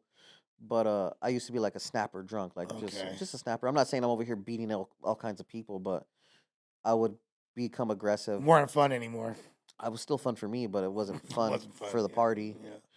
But or for even my homies when we weren't snapping, because if I wasn't snapping, now I'm emotional. Hey homie, I fucking love you, dog. Because remember I like that kind of drunk better. Because remember, my group of friends have always been my group of friends. So these fools have been with me since before the homeless vibes from Right. junior high. Some all the way to elementary. One of my closest friends, Snapper from the hood, Tron, part of the Wise Men. Rest in peace to my boy Joseph. He's been with me since I was in elementary school. You know what I mean? So I'm drunk with my closest lifelong friends. We're still friends to this day. So I've been through a lot of horrible shit, I guess, right? And I guess it would come out, hey, I fucking love you, dog. Thanks for letting me stay with you all those times. Whatever, right? Or whatever the case may be. You know what I Right. mean? Thanks for that fucking thank you. Thank you for that, P Dog. I was mostly the food supplying the crack because I was selling the crack and smoking the crack, mostly Right. smoking it. But yeah. So anyways, the camera shit led one thing to another. I got a camcorder. I started interviewing fools while I was doing the photo shoot. So now we're in the middle of downtown. I'm laying in the middle of the street with you to get the bank shot in the back. Fucking laying on And the this ground. is like what, 2006? 2009. 2009. 2009 is. So you're like 23, some shit like. Do the math. Something I like don't that. fucking know. Something Yeah. like that, right? So yeah. Long story short, it just progressed from there. I was shooting a J Rock, L Boy, and Glasses Malone video. Obviously, L Boy was a homie, so I was there because of the homie. He was signed to Who Bangin', which is Mac 10's label. Mac 10 was there. I was doing the behind the scenes. Mac 10's half Mexican, right? Is he? I think so. I don't know. Shout out to him. Shout out to Mac 10, period. He's cool. West Coast legend. Shouts to Mac 10. I mean, shout out to Ice Cube, right? But shout out to Yeah. Mac 10. Dub C. So, I know Dub C is cool. So, I'm right there fucking filming the behind the scenes of the video and snapping photos. I hit up L Boy and whoever else are Glasses, and they send me the song. And I'm right there editing at home. Somehow or another, I learned how to get a fucking editing program for the video to edit the fucking cornball interviews, right? So I magically synced up the lyrics that they were kicking live to the song, and I was like, "Ah, I can fucking do a music video." Obviously, I never shot a music video with a fucking Sony Handycam. Right. But I got a Canon T2i, which was the first hybrid video photo camera, and Mhm. the rest is history. And was it difficult for you to find a balance between rapping and The video shit? Yeah. No, absolutely not. Because I just went full force at all times doing my thing. I've always had multiple things. Like, as you know, right now, I do the indicted thing for my wife. I have my own little fucking podcast. We're here freaking weekly. You know what I'm saying? Obviously, you're here more than me, but just all these things. I'm always all systems go. I'm just trying to get it at all times as much as possible, multitasking. So what wound up happening with that first rap group? It went really, really, really, really, really well. I think we got like a little bit of airtime. DJ Julio G and Tony G, hip hop West Coast pioneers, hosted our mixtapes. It went really well, but everyone just started kind of doing their own thing, taking a break. Females, hip hop. When you start to get a little cool, you start getting a little jealous and shit. Not my bitches, you know what I'm saying? But maybe a little bit. But they didn't hinder me from going out and fucking. I've always been down to take my bitch to the studio. Let's go to the show. I'm down to take my girl wherever we go. You know what I'm saying? Not on some weirdo shit, but just like I don't be cheating on my bitches like that. I did when I was younger, but as an adult, I don't got. You're a relationship kind of guy. Yeah, I'm cool with it. You know what I'm saying? So Yeah, I didn't fall off. I just kept going. So I toured with Phora, if you heard of Of Phora, course. from the beginning. From maybe just right after the very beginning, like backyard shows, like from there on. Because I did backyard shows too with that fool. What are your thoughts about people saying Phora is a snitch? I think his mom definitely said what happened to him, and he was right there. But I don't remember the paperwork, so I don't want to say he definitely told. But Because he can't post anything on the internet without rat emojis being, like, that's what I think happens when it's you're super famous. he could have. I mean, that dude, as successful as he is, I feel like he could have been a lot bigger. Without that hindrance. Yeah, Do you know? I don't remember. Does the paperwork say he I don't, absolutely told? The I don't. paperwork was definitely I've out. never read the paperwork. I remember And reading the I'm not paperwork. calling him a snitch for the record. I remember really reading the paperwork, like actually reading Marco Archer's paperwork, and his mom told, not him. He may have told his mom. I mean, he's a fucking little kid getting stabbed. Mom, they fucking stabbed me. Right. He doesn't strike me as like someone that's getting from the fucking hood and gangbanging and killing a million people. So I want to say Right. he's a civilian. But if you want to rap and you want to, and just some I other feel like shit, he could have been like another little West Coast baby Drake type. he's definitely rich. He could have, yeah, he's done. And he's definitely still getting heavy duty features. So I mean, shout Yeah. out to Phora. But so I tour with Phora. Is Phora a snitch? I don't know. I read the paperwork. His mom told, not him. And if I'm wrong, correct me. I don't give a fuck. If you I'm did, not Phora. if you didn't know him, you might have a different take on this. Probably. Well, again, I've been to jail, fool. So I mean, Right. I would have to read the paperwork to ultimately confirm someone's a full blown ass snitch. Right. I have no Not that clue I want to personally. sit here and read people's fucking paperwork all fucking day. I don't give a fuck if you told you didn't tell on me or my homies. Get the fuck out of here. Right. I also toured with King Little G a little bit. Did a gang of shows with Little G. Shout out to him. And so I mean, and those crowds are very welcoming. Yeah. Very welcoming. I'm not Yeah. gonna say I stole those fucking fans. I definitely acquired some though. You know what I'm Right. saying? And like I said, there's posters on the walls, them singing along. There's shit on my Instagram highlight things that are And just you're like popping. an MC. Well, I'm definitely riding the wave of like street hop. So I'm talking gang shit on hip hop beats. And you're you're But actually not gang member shit, just like hood shit. Yeah, street yeah, yeah, shit. yeah. Psycho Realm type shit. A little bit Mobb more, Deepish a little type bit shit. more commercialist than Yeah. Psycho Realm, a little bit more Mobb Deepish. Right, got you. But then even then I started to gravitate towards the Times, which was more commercialized G-Unit beats. type shit. Type shit. But you're also like you're not lip syncing when you're performing. No, absolutely You're not. actually We're rapping. Yeah. I mean, after I started to learn some of the tricks of the trade from older people, I would leave my ad libs on so I could take you a could breath. leave ad libs. Maybe leave Yeah. the hook. Yeah, you could leave the hook. But no, I was But rapping. you're actually If you performing. miss a word Yeah. and you can't catch it, you're choking on stage. It's audible. I've choked once in front of an auditorium of children because we were doing a high school tour, and I fell off. Obviously, I fell off, and then I kicked a freestyle, but I know I choked. They Like weren't- on the spot, I know I choked, and the kids that actually knew my songs probably knew I choked, which is cool. I mean, they didn't clown me. At least you freestyled. You got it off, right? No, yeah, I'm definitely not. rapped. I'm definitely not down to fall off and go out whack like that. Yeah, yeah. So yeah. Respect for that. So this group winds up Oh, just deteriorating. dissipating, yeah, Because deteriorating. a lot of members, I assume, Yeah, so no one's getting enough money from it. Motherfuckers need to get jobs. yeah, and having in that kids instance, Empire was just barely cracking. Not barely cracking, but it was cracking. I knew someone from out of state. I was shooting videos again, so my video connections are making other rap connections for features, for this, for that. Like I got a song with Rappin' Forte. Who the fuck has a Amazing. song with Rappin' Forte? Amazing. I have songs with a lot of people, right? But point is I got us an Empire deal. And I gave, instead of me being like, yeah, it's my deal, all you fools are under me. I got my shit. I got you your shit. I got her, him. Everyone got their own shit. You know what I mean? I was never the it's all mine vibes. I've always been a good team player. Whether I was the leader or not, I've always been in a good position because of my camera shit to help supplement the rap shit. And I always was willing to share with my people. You know what I'm saying? Would you say you're more known for the camera or the rap shit? Or equal? It depends who you ask. Like if you're in the scene, you're gonna definitely. I mean, you know what? Probably the camera shit. Because even though I got put on with Brownside, they will always be like, "Yo, I didn't know this fool fucking rapped," even though I had a prolific, maybe not prolific, but I had a great rap career. You know what I mean? Prior to Brownside, when I kind of fell off, like after the tours died, I just kind of just kept shooting videos, and I didn't really make it back to the studio per se. You know what I'm saying? So for those that don't know, what is Brownside? Brownside is a gangster rap, maybe the first Latin gangster rap group ever. Legendary. Founded by Toker with members like Wicked and Danger. Now, for the record, I didn't listen to them growing up, and I always made a joke to Toker What was that about that. one song they had back in the like '94 that was super legendary?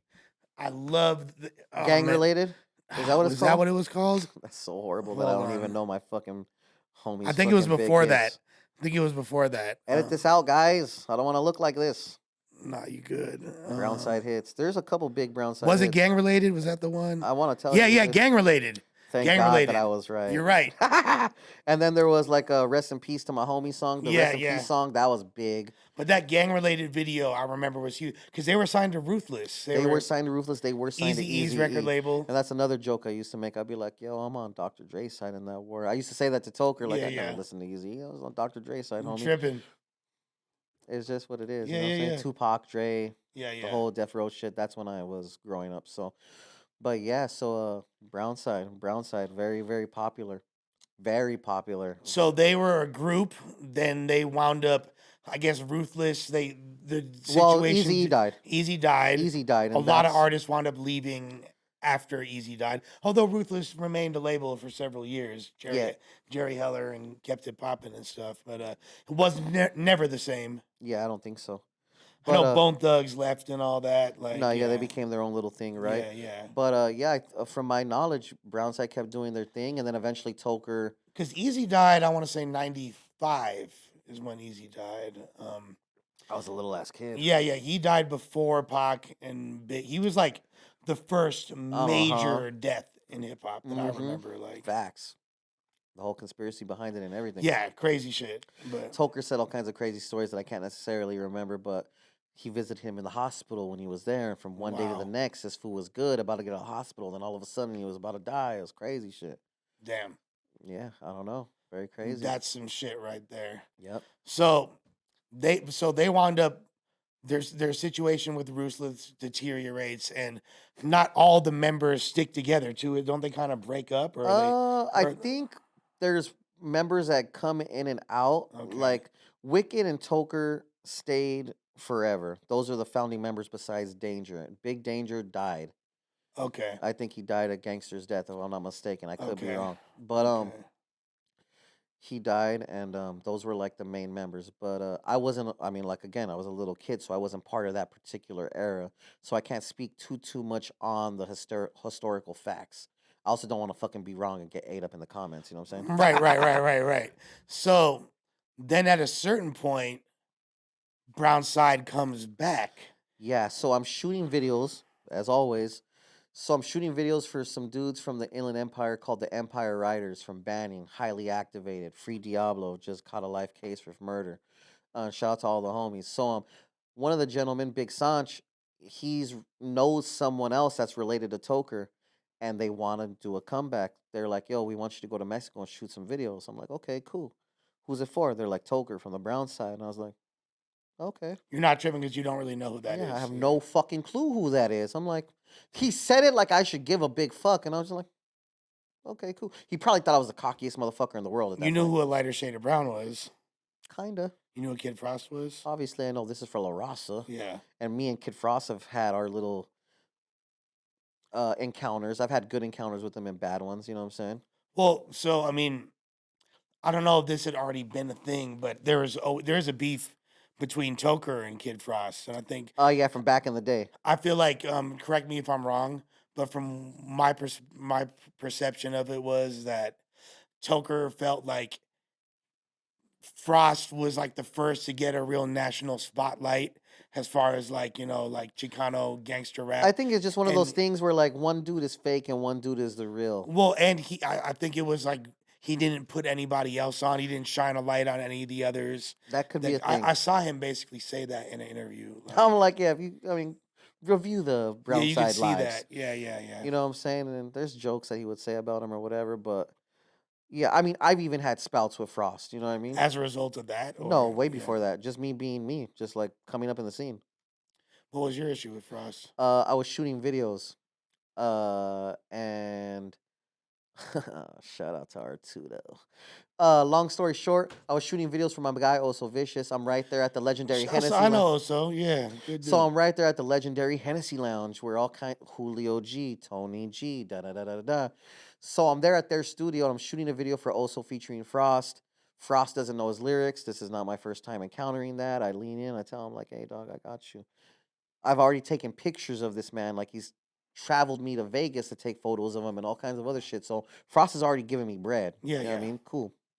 But in this instance, I'm not just beginning shooting videos, but I'm not quite me yet. I mean, I'm me, but I'm not Icon the video guy. I'm Icon the photographer who also can shoot videos. Right. I'm not just fucking Icon the video guy yet, right? So long story short, I tell Frost like, "Hey, fool, I got you. Don't worry about shit." He's high as fuck. He's still old. So he doesn't know his lyrics. At some point during the video, I guess he gets tired of not knowing his shit. He's like, "You know what, Icon? I love your photographs, but I don't like you as a video guy, man. Your videos suck." And I was like, The fuck? I'd already shot in countless videos for Oso, but this was Oso's my boy. You know what I mean? Shout out to Oso Vicious. Um, he says this in a room with about this many people, like Tony G's right there, Oso's right there, someone else, Kiki from the Hennessy Lounge, his house was right there. And I look at these fools like, what? It's just because you don't know your lyrics. So I already told you I got you. Don't trip. He's like, yeah, we gonna reshoot this, man. Da, da, da, da. Oso's looking at me like, fool, I already paid you. We ain't reshooting shit. I'm like, exactly. So whatever, right? So that happens. There's another It's a good Kid Frost imitation, by the way. Yeah, man. So I start moving around and shit. So long story short, we have another encounter. I guess he heard that I was like fuck Kid Frost after that, you know what I'm saying? So we have another encounter at the Green Turtle. You ever heard of the Green Turtle? Yeah, A hip hop staple. yeah, At least an underground Latin hip hop, absolutely. right? So we're at the Green Turtle. Have you been there? Yeah, So we're in the restroom area. That's clearly a small corridor. right. He's with X amount of rappers. I've shot videos for all these fools. Everyone knows me. I've always been the same. I have a stupid mouth. I do whatever I do, right? Again, I never play tough. I'm just always myself. I talk my stupid shit. Take it how you want. Take off, accept it, laugh with me, do whatever you want. So we're right there. Frost says something to me, and I said, "What?" And I don't know exactly what words were said back and forth and for how long, but I do recall just saying, Frost, you're old, man. Shake my hand and we'll just call it even. You know what I'm saying? I said something along those lines. Again, I'm not also hyper disrespectful. Right. If he says something, you know me, fool. I'm just gonna quib. That's a nice way of saying I'll beat your ass. So like, just shake my hand, fool. And he shook my hand, and then I continued the day. You know what I mean? The evening we rapped, Right. whatever. Later on down the line, me and him reconnect on some positive shit, cool shit, and he mistreats his camera guy in front of me. I see a pattern. Yeah, so like he said, oh, this is before podcasting was a thing. We were gonna do an interview. He was gonna interview my group because we were fucking the hot stuff back then, right? So fucking he's gonna interview our group, and he's like just throwing things at the. I mean, not throwing things at the camera guy, but like instead of handing me these headphones, he's throwing them at him or throwing them Yeah. on the ground at his feet, and he looks at me, and I'm just thinking to myself, like, are you trying to tell me that you just treat all the fucking help like this, or like, what are you fucking trying to do? You know what I mean? I mean, we carry on with the interview, and ever since then, we're cordial. East Side Rendezvous is a classic. I'll say that. So Kid Frost, East Side Rendezvous, classic record. I know the guy that wrote East Side Rendezvous. I'm a big fan. ALT the Saint. Oh wow. Okay, now we're okay. I see what we're doing here. That's inappropriate. Everyone knows. No. I see what we're doing here. And shouts to his son, Scoop DeVille. Oh man, Scoop DeVille, man. Very dope producer. Yep. Produced that he's produced some big hits, The right? Recipe for Kendrick and Dr. Dre. Money, weed, and weather. Yeah. Women, weed, and weather. With that being said, so how did you initially meet Brownside? At this time, you're still doing video stuff? Okay, yeah, to circle back to that, I was doing video stuff. I got a phone call from one of my clients from the Inland Empire, Empire Riders. Big Sanj plugged me in with the homie Lewis. Lewis introduced me to Toker. So I get the phone call, hey, you're going to Mexico to film. All right, cool. Well, it wasn't like that, but like, hey, would you be willing to go to Mexico to film? I've been there to film before, so cool, let's do it. How does this go? They call you Pocho? Not the homies there, no, but yeah, for sure. I know I am. Yeah. One, you know what I'm Yeah. saying? So so he says I'm gonna be in a cowboy hat. We're gonna meet at the last exit before the border. Meet me at the gas station. I'm gonna be in a pickup truck with a cowboy hat. I'm like, sounds mad stereotypical. So I get there and I'm expecting to look for a fool in a pickup with a sombrero. I call this fool like, Dick, where are you? I don't see no freaking bison homies in a pickup with a sombrero. And he was like, fool, I'm wearing a Dallas Cowboys hat. I'm right next to you. I'm like, Dick. So we go over to Toker's. My first experience, literal, very first instance, I take my girl at the time with me, by the way. This all comes into play. I'll explain. So when we get there, there's a family house and there's a party house right on Rosarito Beach. The party house, the front yard is the beach. Or is it the backyard? Depends how you look at it. Either way, it's the beach. You're on the beach. I could hock a loogie from the thing to the beach. Amazing. The other house is right across the street. It's small streets. It's Mexico. It's not like it's fucking major intersections right there where we're at. We're in a residential on the beach in Rosarito Beach. So, the family house. So I go to the family house first. My girl's talking to Toker's girl. They're up there chopping it up, getting acquainted, showing them the living quarters. Nice house, great house, beach house, right? Um, the homie Lewis takes me across the street where there is a very voluptuous hooker there awaiting my presence. I was going to ask you about Hong Kong, but Oh, we'll get there. So, Toker's right there, like, hey, what's up, big dog? So I shake his hand, whatever. If we start talking, he's like, hey, just in case you're bored, that's all you right there. He slaps her legs open to open her legs. I'm like, oh shit. I'm like, fool, my. you got your bitch with you. Yeah, I'm like, yo, I'm like, and again, I don't really be cheating on my girls and shit. Yeah. So I'm like, nah, my girl's across the street. He's like, sure. I'm like, I'm good, fool. I highly appreciate it. I'd rather take the bread. He's like, nah, this is on me. Gee, you can have this. And I'm gonna still pay you for the videos. And I was like, I just laugh. You know, I'm always laughing, right? So I thought that shit was hilarious. So I was like, nah, my bitch is across the street, I can't do it. He was like, I ain't mad at you. The homie Lewis, He's like, hell yeah. I can't confirm nor deny that because I realized that his lady might be watching this. So, You just put him on blast. nah, Lewis, so anyway. Lewis, we know you fucked her. No, I'm just playing. Lewis is the man. So, anyways, yeah, that's what happened. Okay, so. And so now I'm there shooting music videos in fucking Rosarito and Tijuana. Was Lit. Brownside Records based down there? No, it's from here. That's what I thought. And he was not deported. Everyone thinks he was He's deported. from South Central. He's from South Central. Then he moved to the IE, and then I think something happened law enforcement related in the IE, and he fled to Mexico, where he lived a good life. You know what I'm saying? Right. He had a great life over there, based on what I saw. You know what I'm saying? Well, so the folklore of what happened to how Brownside Records got founded, or I guess they had already. The story that I heard is The revival or the original? No, like they had launched, and then at a certain point they needed some finances, and he went to those businessmen south of the border. I don't think so, because Brownside was already Brownside. This is the story that I heard. Okay, go I ahead. don't know if this is accurate or not. I don't know too much. I know what I know, but I don't know anything about him owing bread or anything like that. I was told, or not by any individual, this is just like from Just fucking being around. a fan. Yeah, Because I like Brownside, Of course. you know what I mean, and just Chicano hip hop and all for that. sure. So, Capper. Well, go ahead. Am I? I'm just fucking around. Go am ahead. I? You're not gonna pull my Chicano hip hop card. Go ahead. You Do know your thing. what the fuck I be doing. Go ahead. You see who the fuck I brought on this damn network. All right? Okay, for the record. Okay, we'll get there. Go ahead. What? Go ahead. Say your Brownside shit. All right. So apparently, they took out a loan. Toker took out $1 million loan from some businessmen south of the border, Sure. and that's what got them relaunched. I'm not privy to that. All I know is when I got there, we were ready to rock. You know what I'm saying? I shot music videos. We've shot music videos in Cabo. We shot music videos in Mexico City. We've done shows in Mexico City.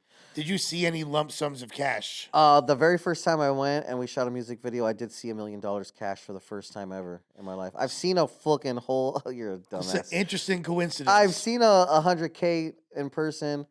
I've seen a quarter in person. I've never seen a mil in person till that day. And it was real money. It was real money. I even made a comment to him like, you could get fake money. You know what I'm saying? And he laughed at me. He was like, "Yo, people do that," and I was like, "Yeah." And he was like, "Oh man, this rap game ain't what it used to be, man."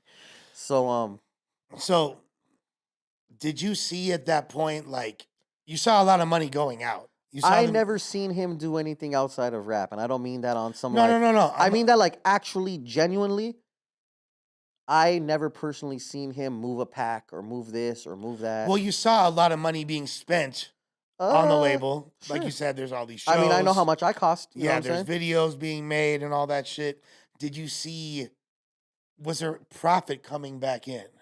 Toker definitely makes a gang of bread off of just his catalog alone. So Toker was making dough. Toker makes money off of his catalog. Like that's a known fact. Like if you try even buy a hard copy of fucking Brownside right now, it's $100. $500. Yeah, Oh, perfect yeah. example. See, I even undershot just to Yeah. not sound exaggerated, but Yeah. it is like a lot of money. Yeah, it was rare out of print, tapes and vinyl. No, yeah, I've from- even heard him talk about because I mean I talked to him about like music shit for sure. So he would name drop like whatever person was trying to like still act like they had publishing rights or some shit like that, and yada yada yada and da da da. But lo and behold, this fool was collecting like fat royalty checks monthly from publishing, and He's a good business. not to mention the new shit that he dropped. He was collecting bread off of that too. You know what I'm saying?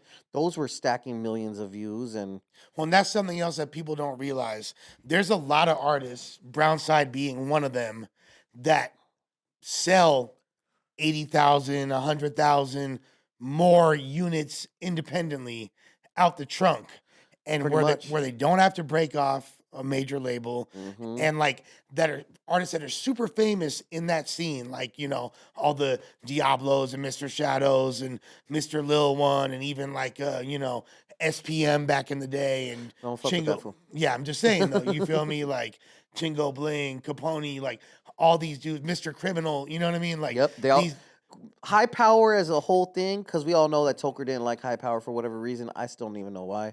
right? I don't care. But they're one of the most profitable, like reigning supreme ass Chicano rappers ever. Fucking Capone and Criminal. That's You what I'm can't saying. take certain like, things away from certain people, right? I'm not fucking dick, right? I'm not kissing ass because I mean I was with Toker watching him say fuck these fools, and I had to kind of be on. I wasn't on the same shit, but it was kind of like, well, yo, I'm from Brownside, and I'm sure they're not gonna appreciate my presence. So not that anything ever happened, because I Right. have encountered Criminal once or twice since then, and it was cool. From what I heard, he's a cool ass dude. Criminal's cool as fuck. Yeah. And I've been around people that speak to Capone on the phone when I'm doing their videos, and I mean, he's never said anything bad about They me. all seem cool. Yeah, they're cool. But That's probably the only fools I've never shot a video for is Capone and Criminal ever. it's not too late. But my point is that these like there's a whole self-sustaining scene with a huge fan base and market. Yeah. That So just ecosystem, because just that racket alone is off Right. the chain. So just because there's fans that are watching this right now that are no jumper fans that have no clue about any of these artists we're talking about, you have to understand that they're famous within No, this absolutely. context. Yes. And in the southwestern United States, Exactly. you know, California, Nevada, Arizona, New Mexico, Texas, maybe even Texas, Yeah. maybe a little bit of Colorado, maybe a little bit of Utah, for sure, that whole region, even Seattle, that whole region. or is it Washington? Whatever. You Yeah, get me. Washington, Oregon. You Yeah. know what I mean? Like, yeah, that the whole western, but really the Southwest. No, like, yeah, absolutely. Cali to Texas And Mexico itself. and Mexico itself. So, you are hired as a video guy. Yeah, so I'm doing the videos. Eventually, the younger homies that Toker wanted to put on from his hood, because I'm the only person involved in Brownside that's not from their hood, Right. which is cool. I didn't. Right. Obviously, that could play a certain different way, because again, I don't advertise where I'm from. or anything like that, because I don't really push the gang shit narrative, because there's other things that come along with that when you do that. You know what I'm saying? Right. So I don't pump that. But everyone knows these fools where they're from. You know what I'm Yeah. saying? Because he's highly You pumping could that see shit. fucking Picasso's in videos and Just shit. for the Like, record, yeah. we filmed. If it was for Toker, we filmed the video in Mexico, and it was my job to make it look like South Central. Right. So he tagged up the walls. He did whatever we did. Then I would go to South Central, get a couple of street signs, a couple little things he mentioned, a couple little acting scenes that the homies would pull off. Then put it together, and lo and behold, Toker just shot a video on South Central. How, we don't know. Right. Movie magic. So throughout that whole period of time, Toker was never in America, No. and he wasn't deported. And he wasn't deported. He was just like, I guess he felt like he was on the run or wanted or something. That's another thing I didn't really go deep on with him. I just Okay. know that he was hoping to come back after a certain amount of time had passed. Statute of limitations. Facts. Yeah, yeah. Again, he never told me why he was on the run. And yeah. This is fucking interesting stuff. I can't lie. Like, So the whole time we're right there, like he has a beautiful home. Everything's cool. but when does he realize that you're a rapper? I'm at his house like at 2 a.m. editing something at the crib because I'm staying there for days at a time. I'm going there bi-monthly. And he treated us really good. Just for the record, like we would have Hong Kong budgets. Hong Kong, for those who don't know, is the greatest. Amazing Chinese food. Nah. Hong Kong's Yeah. not even in China, is it? No. Well, Hong Kong's its own country adjacent to China, but So, anyways, long Hong story Kong is short, the best whorehouse in Mexico yeah, slash strip club. / a slice of paradise. So yeah, we would have budgets. $300 night of your life. And my wife and me have been there. Me and all of us have been there together, going hard, making like they tell you specifically, don't go to Mexico and flex like this. Yeah. And we went to Mexico and flexed like that, and somehow we got away with it. So it was dope. But he realizes at a certain point you're a rapper. So I'm at his house in the middle of the night, editing, and he comes in. He was like, "Hey, you're kind of good at rapping, huh?" And I was like, "What the fuck makes you bring that stupid shit up?" I did a song for my mom. It was my first song solo that I put out like to the public that don't know about like my previous shit. It was called Mama. It was like a Tupac Dear Mama kind of vibe. And he was like, "That song Mama, man, pretty damn good. I'm gonna do a song just like it." I was like, "Don't fucking cop." Again, so I don't know how people look and revere at Toker, but I talked to that fool like he was my brother. Like, fool, shut Right. the fuck up. Like, you're not gonna Right. copy my shit. Like how I talk to everyone. Right. We're all equals. So I talk my stupid shit, and he laughs. We laugh, and he's like, "Hey, we're all gangsters right here that aren't really rapping. I mean, whatever, right?" What he was alluding to is these fools. I'm picking up the homies off the street and trying to make them rap. They're not rappers.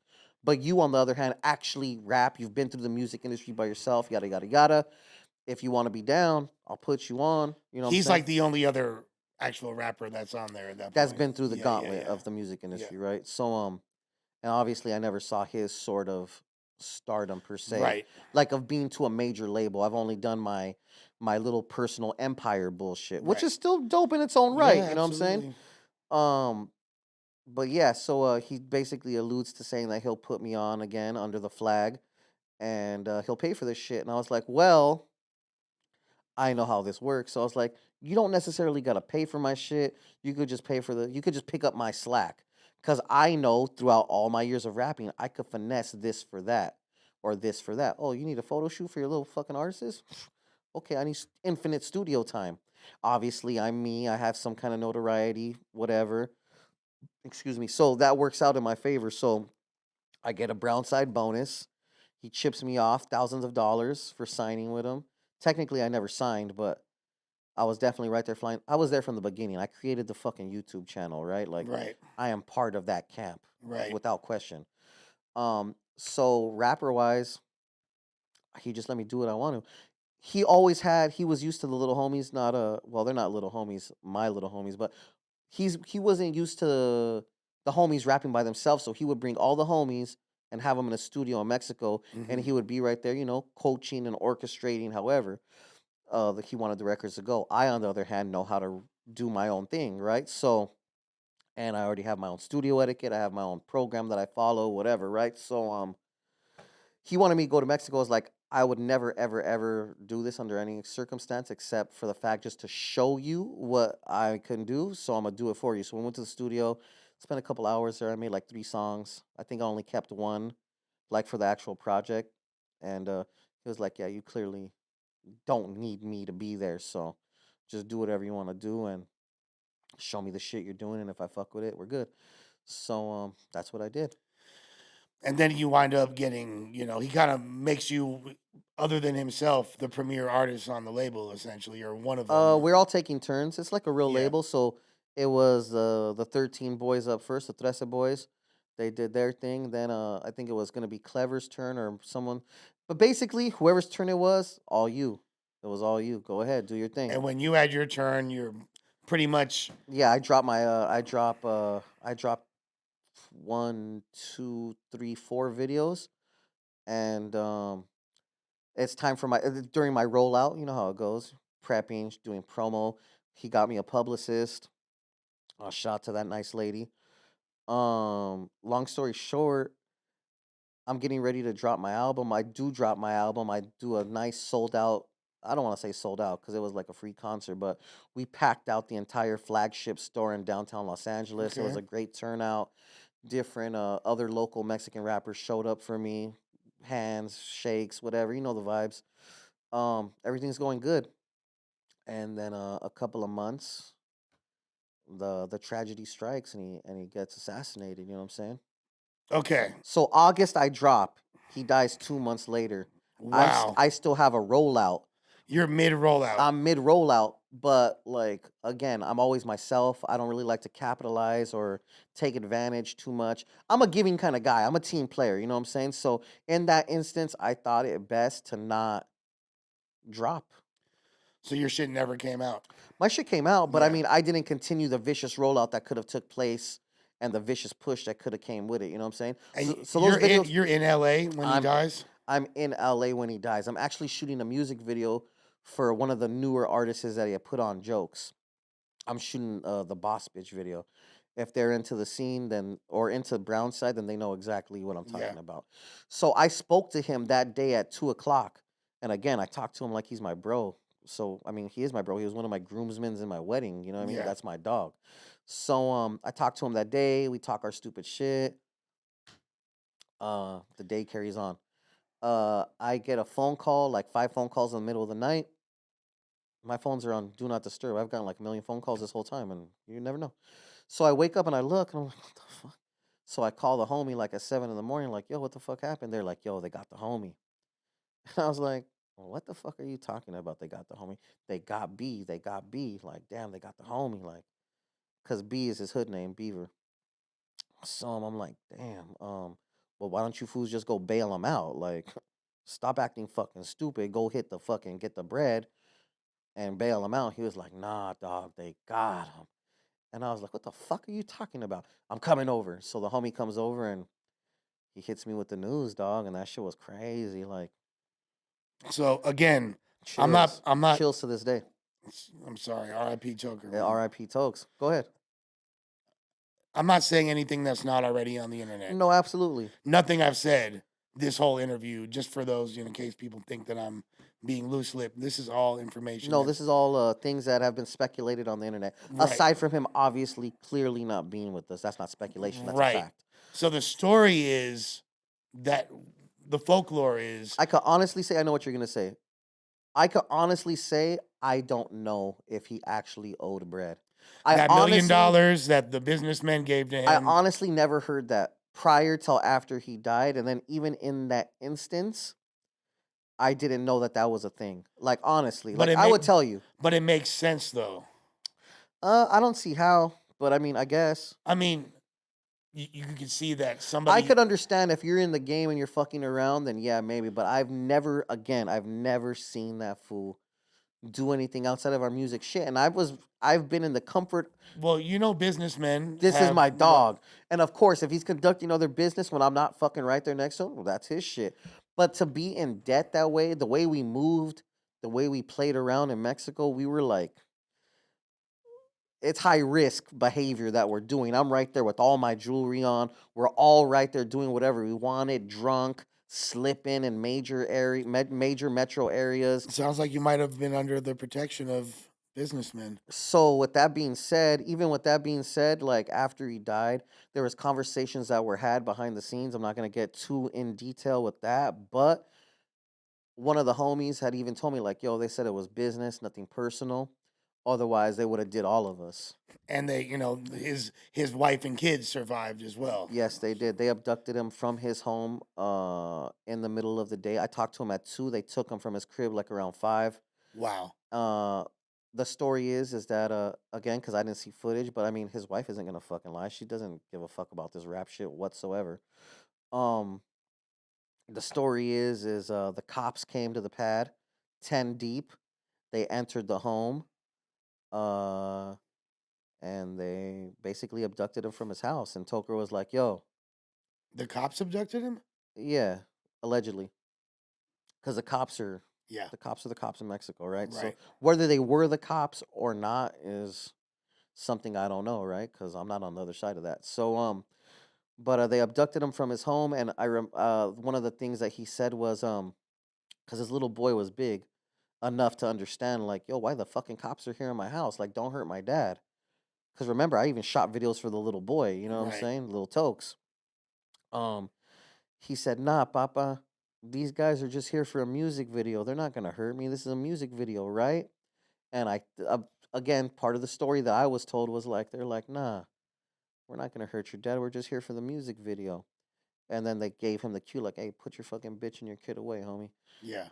And they took him, and they found him on the side of the road with contusions on his head, his arms and legs broken, and I believe 63 rounds through his body. I saw the coroner's report myself because, again, I was close with the family. You know what I mean? So, yeah, Unfortunate.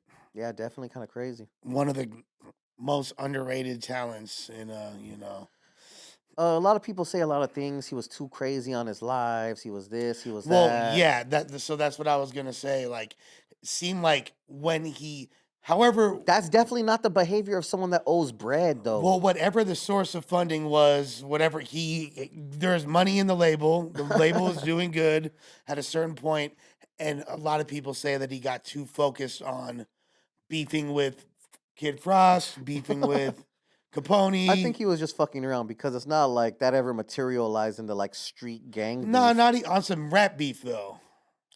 I mean, he didn't go out of his way and drop a diss song. You know what I'm No, saying? but he was talking his He shit. would talk his shit when he was bored at home, like we all do. You know what I'm saying? I guess. And he kind of was insinuating that he's that dude from of Latin rap, and these other fools are not. He would And definitely talk a lot of crazy shit, and it was hilarious, right? these are lives you can still see. A lot of them are still on. Absolutely. Yeah, Yeah, there's like like 100 episodes. he was going ham on. Actually, it was Facebook Live. It wasn't even Instagram Live. A lot of them, like I think. It was YouTube or Facebook. Yeah, yeah, yeah. It was like before Instagram Live was even It wasn't super even a thing yet. popping like that. Mm-hmm. It was like the early days of IG Live. But, Exactly. Because then I remember we would start getting screen recorded, and that was all the yeah, rage. Like, damn, that fool fucking recorded it. Da, da, da, da. yeah, yeah. But yeah. So they killed him, and then we buried him, and then I quit. People were like, "Yo, if you quit, okay." So You quit rapping altogether? no, I quit being from the Brownside, and then by default, I just didn't rap anymore. Not because I couldn't. Like I've made a song with Swifty and Doe. Well, I made a song with Swifty Blue and Doughboy 909. Shout out to my dog Doughboy. Those are Shout the out to homies. Swifty. Yeah. Yeah, those are the homies. So I made a song with them. I've done a feature You here or checked in there. with Swifty or? I don't need to check in with Swifty. We're cool. Yeah. I got his blessings. You know what I'm saying? So long He story. checked in. No, I'm just playing. The other side, not this other. You know what I mean? Like whatever. But fucking Swifty's cool as fuck. But long story short, I just told everyone like, yo, cause again, we're super cool. Everyone comes to my son's baby shower. So I guess this is about 4.5 years ago at this point. I'm like, yo, I quit. I don't need to be a part of the label no more. You know what I mean? Like I completely stopped my album rollout. Completely. Like I didn't even make a peep. I didn't even post a video no more. Like that was it. When it happened, I told myself I'm not gonna be the guy that capitalizes on this moment. Was that a smart thing to do? Probably not. But was it the honorable thing to do? To me, it was, and I have And beyond integrity. honorable, you were probably just like soured by the. I was definitely sad. You know what I'm saying? The whole Yeah. Toker for everything. I'm the one that, you know what I mean? The wing picture, like that was, I'm pumping all this shit out. You know what I mean? That's my dog. You know what I mean? So I just quit, dog. You know what I mean? Like it just is what it is. It wasn't on no scary shit. You see how I roll around? Not to say it like that. I'm not a tough guy. I'm not a killer, but you see, Yeah. like I do whatever the fuck I want everywhere I go. I'm still in the streets shooting videos in all different hoods every single day. It's just Toker was the glue. Toker's the one that financed everything, and the glue and the finance was gone, dog. And that's just what it was. Mm. Don't get me wrong. I was friends with these guys. I still hold them dear to my heart. We have a lot of good memories. You know what I'm saying? But it is what it is, and everyone just went their own ways. You know what I mean? So I told them all individually that I was gonna quit. Toker's brother was like, "Man, shut the fuck up," thinking I'm playing because I was my dog too, like closer than mostly everyone else. Travi G, the super duper G of the squad, that's my dog. You know what I mean? Me and that fool done crazy little shit together, crossing the border together, getting pulled over, da da da. That's the homie. You know what I mean? I would give him my advice about little rap shit here and there, whatever. He was like, "Yo, it's gonna look like you're being a bitch," and I was like, Well, yeah, because it's like you're scared because there's these I mean, but rumors this is going months around. after already though, and Yeah. I already we like again like days after his death, things are being said like from real sources. However, that information came about of like, yo, it's again, it's not personal, it's business. Otherwise, we would have got this fool when he was eating tacos with his bitch. We would have got Chew right there drunk at Hong Kong. We would have got this and this. You know what I mean? So So they were watching y'all the whole time. no, yeah, they're always watching everyone in Mexico. It's Yeah. just that was just a known fact given to us. Like, could do whatever we wanted with you stupid ass fools right there slipping. Yeah. So I mean, cool, but I didn't. I mean, I've gone to Mexico since countless times, and I don't mean to say that like, oh, I'm still in Mexico, homies. I just mean like it wasn't for me. Yeah. Like it wasn't meant for me. So No, no one was tripping on you. I don't think so. No, otherwise I'm sure I would have gotten got by then because I've still filmed countless music videos in Mexico. And this is what 6 years ago that happened. Yeah, absolutely. But yeah, to get to the quitting shit, I just quit. And it is what it is. And then later, you know how shit gets twisted and turned. All of a sudden, I got kicked out, and other people got kicked out, and da da da da. But I mean, I didn't get kicked out. You could ask any single one of them. I quit. There's a video when they talk about this shit, and they just said, they're clearly talking shit about other people, saying, yeah, that fool got the boot. He can't come around, da da da da. And they just said, in the live chat, they're like, well, what about Icon? They're just like, well, Icon's out too. They didn't go out of their way to say, fuck Icon, he's a fucking bitch. None of that, you Which they know. would have. Maybe if I indeed had gone marked out like a bitch and kicked out, yeah, I'm sure they would have said that. Yeah. Especially Travi. Travi's the wildest one. That fool don't give a fuck about what he's gonna say. That fool's all the way with the shits. You know what I mean? So, But they were upset that you left, regardless. definitely. I believe. I don't know how much everyone gave a fuck, but Toker's wife definitely wasn't pleased with it, to my understanding, and I understand because, like, again, we're super close. I went with her to go get the coroner paperwork. I went with her to the fucking funeral home. I'm not saying I chose the homie's casket. I'm not saying I chose what he was gonna fucking wear when he was getting buried. But I mean, I was definitely a support person, right there. You know what I mean? Like whatever I could help with. You know what I mean? Mm. So yeah. So there's that, and so I quit, and that was that. You know what I mean? And I mean, I've seen some of the homies since then. I mean, like I think not too long after, fucking, I seen the Trece boys somewhere because I mean they're still outside fucking around. I'm still outside fucking around. I bump into them. They were eating fucking mariscos. I walked up and took a fucking piece of the fucking mariscos from their plate. Like you're not gonna just. It was cool still. Yeah. I think it's still cool now. You know what I mean? Because there's no reason for it not to be. But But the video thing's been your bread and butter. yep. Let people know about your lady, your wife. Like, So okay, I'm shooting videos, whatever, whatever, whatever. Most recently, obviously, I'm the video guy, right? For all the fucking cool fucking Mexican guys in Southern California, great. Um, I stopped rapping. I don't really rap no more. Again, the little features here and there, cool, great for me. Uh, I start a new show with my wife, and it's doing fairly well. It's called Indicted TV. My wife has done was indicted under the RICO Act in 2008 for a very specific popular gang in the Northeast LA area, and she went down for the RICO for 5. Um, so she has a story. One day we were just sitting around. She's like, "What can I do?" I was like, well, you definitely ain't gonna be a singer, bitch. You know what I'm saying? I know how that goes for girls in the industry. So I was like, what can we do for you? And I was like, I know what. Let's tell your story.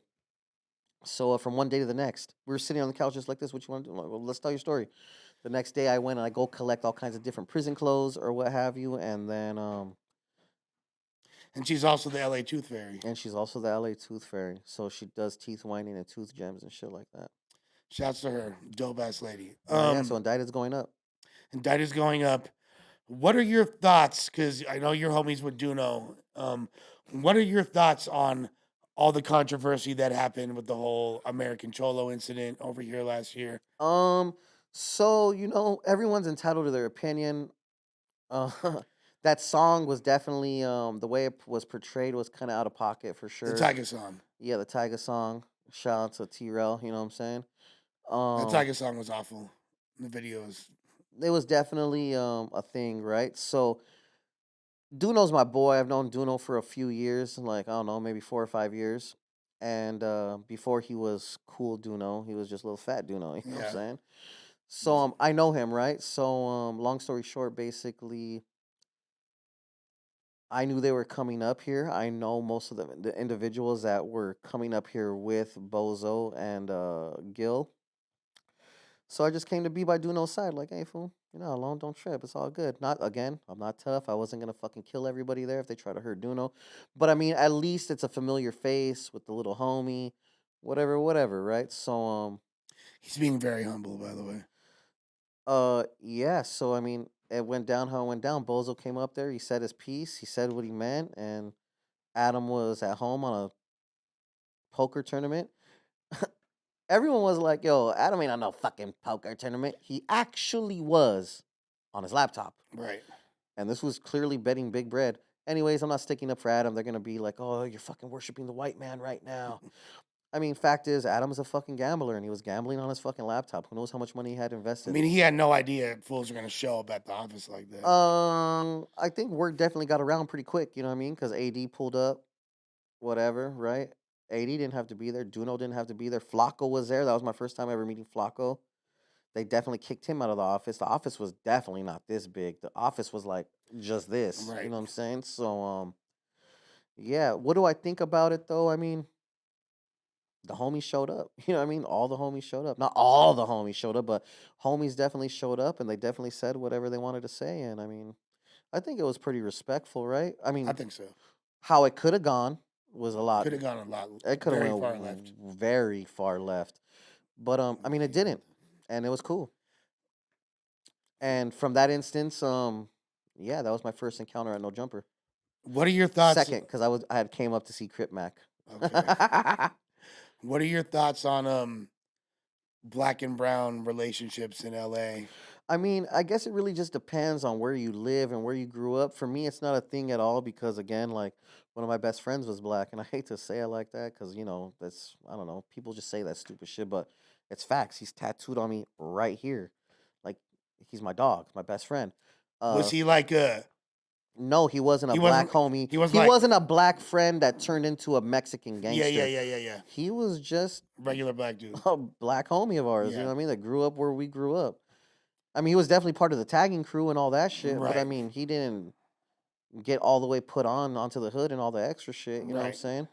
So, but I mean, yeah, as far as black and brown relations, it's all love. It should be all love, right? I mean, again, certain people have different outlooks because they've done bigger prison stints or they've had to go through vicious race wars or whatever. I haven't had to go through that, so my outlook on that isn't the same as everyone else's. You know what I'm saying? Just is what it is. So I think it's all love as far as I'm concerned. You know what I'm Yeah. saying?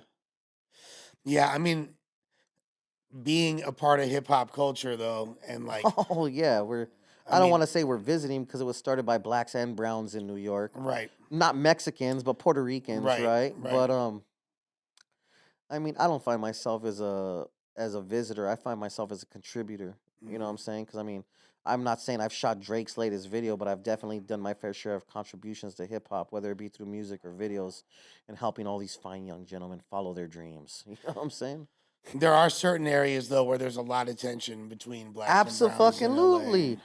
But I mean, like Long Beach, maybe for instance. Right. That's highly activated. I've Right. shot a music video in Long Beach, in front of Daz Dillinger's auntie's house, with R.I.P. Badass, Frank Nitty, Pilot P, D3 the Rockstar, all popular Long Beach human beings, and we got dumped on severely. Damn. Severely, I've been shot at right there. Damn. Like you could feel the sonic of it, like the sonic waves of it that close. Like, oh shit.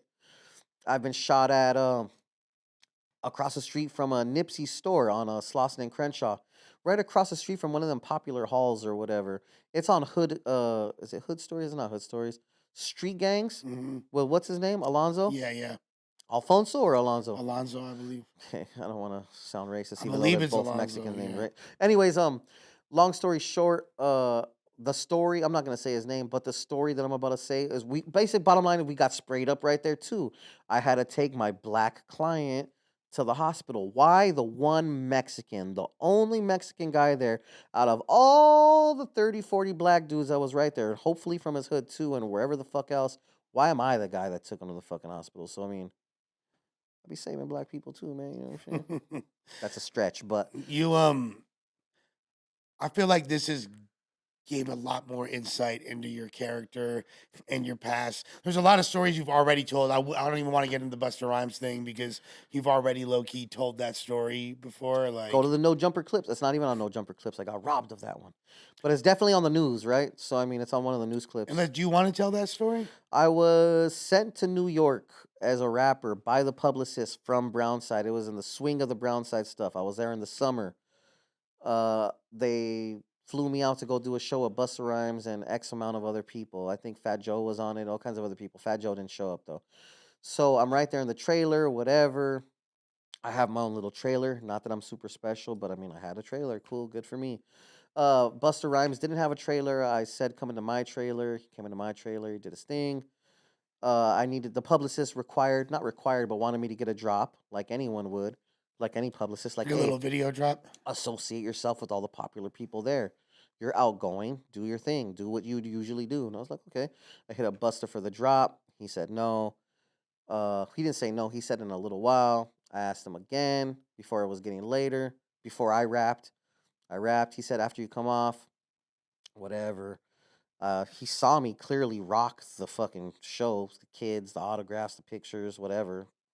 You cannot not see that. I'm the only fucking Mexican there as well, rocking the Mexican flag. You know what I mean? So before he goes on stage, and it's on camera, it looks however it looks. It looks positive. So I asked him like, "Yo, I'm sorry to ask you this, but could I get that drop before you go on stage? Cause I'm gonna dip out after." He was like, "If you're if you're sorry, you shouldn't have to ask."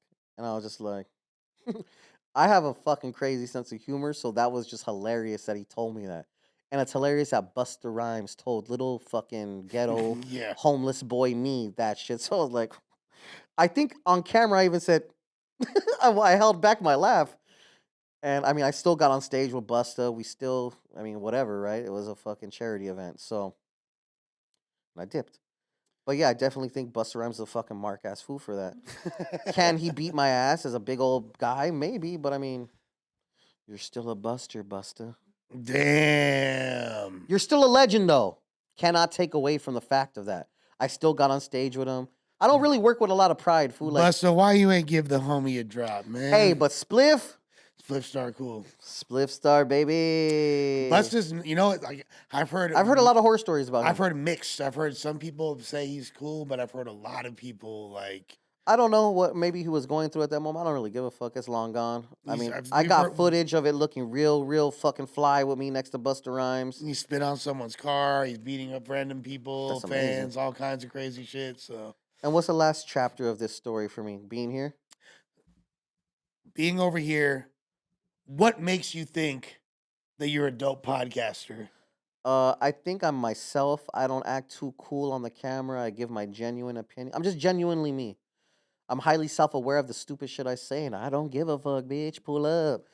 So I mean, and again, also don't say disrespectful shit. I have an opinion. If I don't like it, I don't like it. Sue me, bitch. What you gonna do? But Yeah, and just for the record, Lush did not bring me to No Jumper, although he said that recently. That's a Josh. Although Lush was pushing hard for it. Lush did. Lush did. So look, long story Even did short, this punk ass interview. facty facts. So just a long story, just to abbreviate this story of the No Jumper saga for Icon. Long story short, uh, the thing happened, whatever, with the American Cholo stuff coming up here. Is that what, by the way, what you're going to say earlier in the interview? Earlier, something along those lines. Yeah. I don't really remember, but it was something. Because I was talking about my contributions to Chicano, or my love for Chicano hip hop. I was gonna say some stupid shit. I don't remember earlier on the news, but point is Duno got my wife an interview up here. I came on camera with my wife because I'm the executive producer of the show. And she dyed my ugly ass teeth. So that was before though. That Yeah. the teeth thing was after. That's the new building. Before I was at the old building. I was on camera with Duno. Duno did the interview with my wife. We got off camera. Josh, vice president of No Jumper, decided that me and Duno on camera was really dope, and we should explore that. And so after weeks of me harassing Duno and moving into the new office, I made it. And I don't know, 20 news episodes later and a million Dunos TO, who's do not, who's the fucking transformation of Lush and Duno combined. That's a good one. I've made it here. That's a good one. And Josh was nice enough to put me on, you know what I'm saying? And now you could catch me every Friday on your music stream. Make your donations if you want your shit played. And the news, right? Whenever they tell me, Fridays for sure for the news and whatever other days. And whatever else I got going on. I got a lot of cool big interviews coming up with Adam, some with Lush. Yes, sir. For what it's worth, I think that you are a great addition. I like to see it. I'm your affirmative action hire since Duno's at Power 106. Shout out to the Brown guys. Beyond like, like who's the only other Mexican here, Riley? Yeah. But besides filling and me by affiliation. But right. but as far as beyond you filling that very important niche within, a Los Angeles hip hop network, just you as a personality and just contributor, it means not too a lot. bad. Yeah, I think you make a lot of sense. How'd you feel about your diss track? Be honest. Now that AD's not here, you did good. You did good.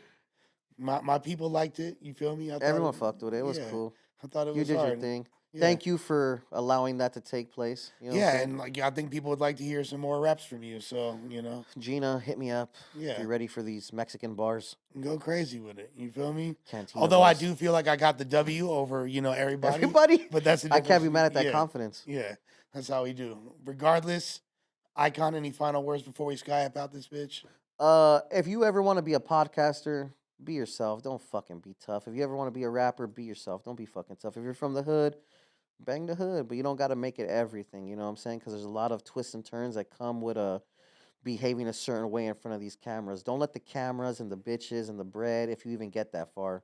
A lot of people don't even get to the bitches and the bread. But if you are lucky enough to acquire some of those accolades, just be yourself. You know what I'm saying? Because you could lose friends and relationships over this rap and this podcasting bullshit.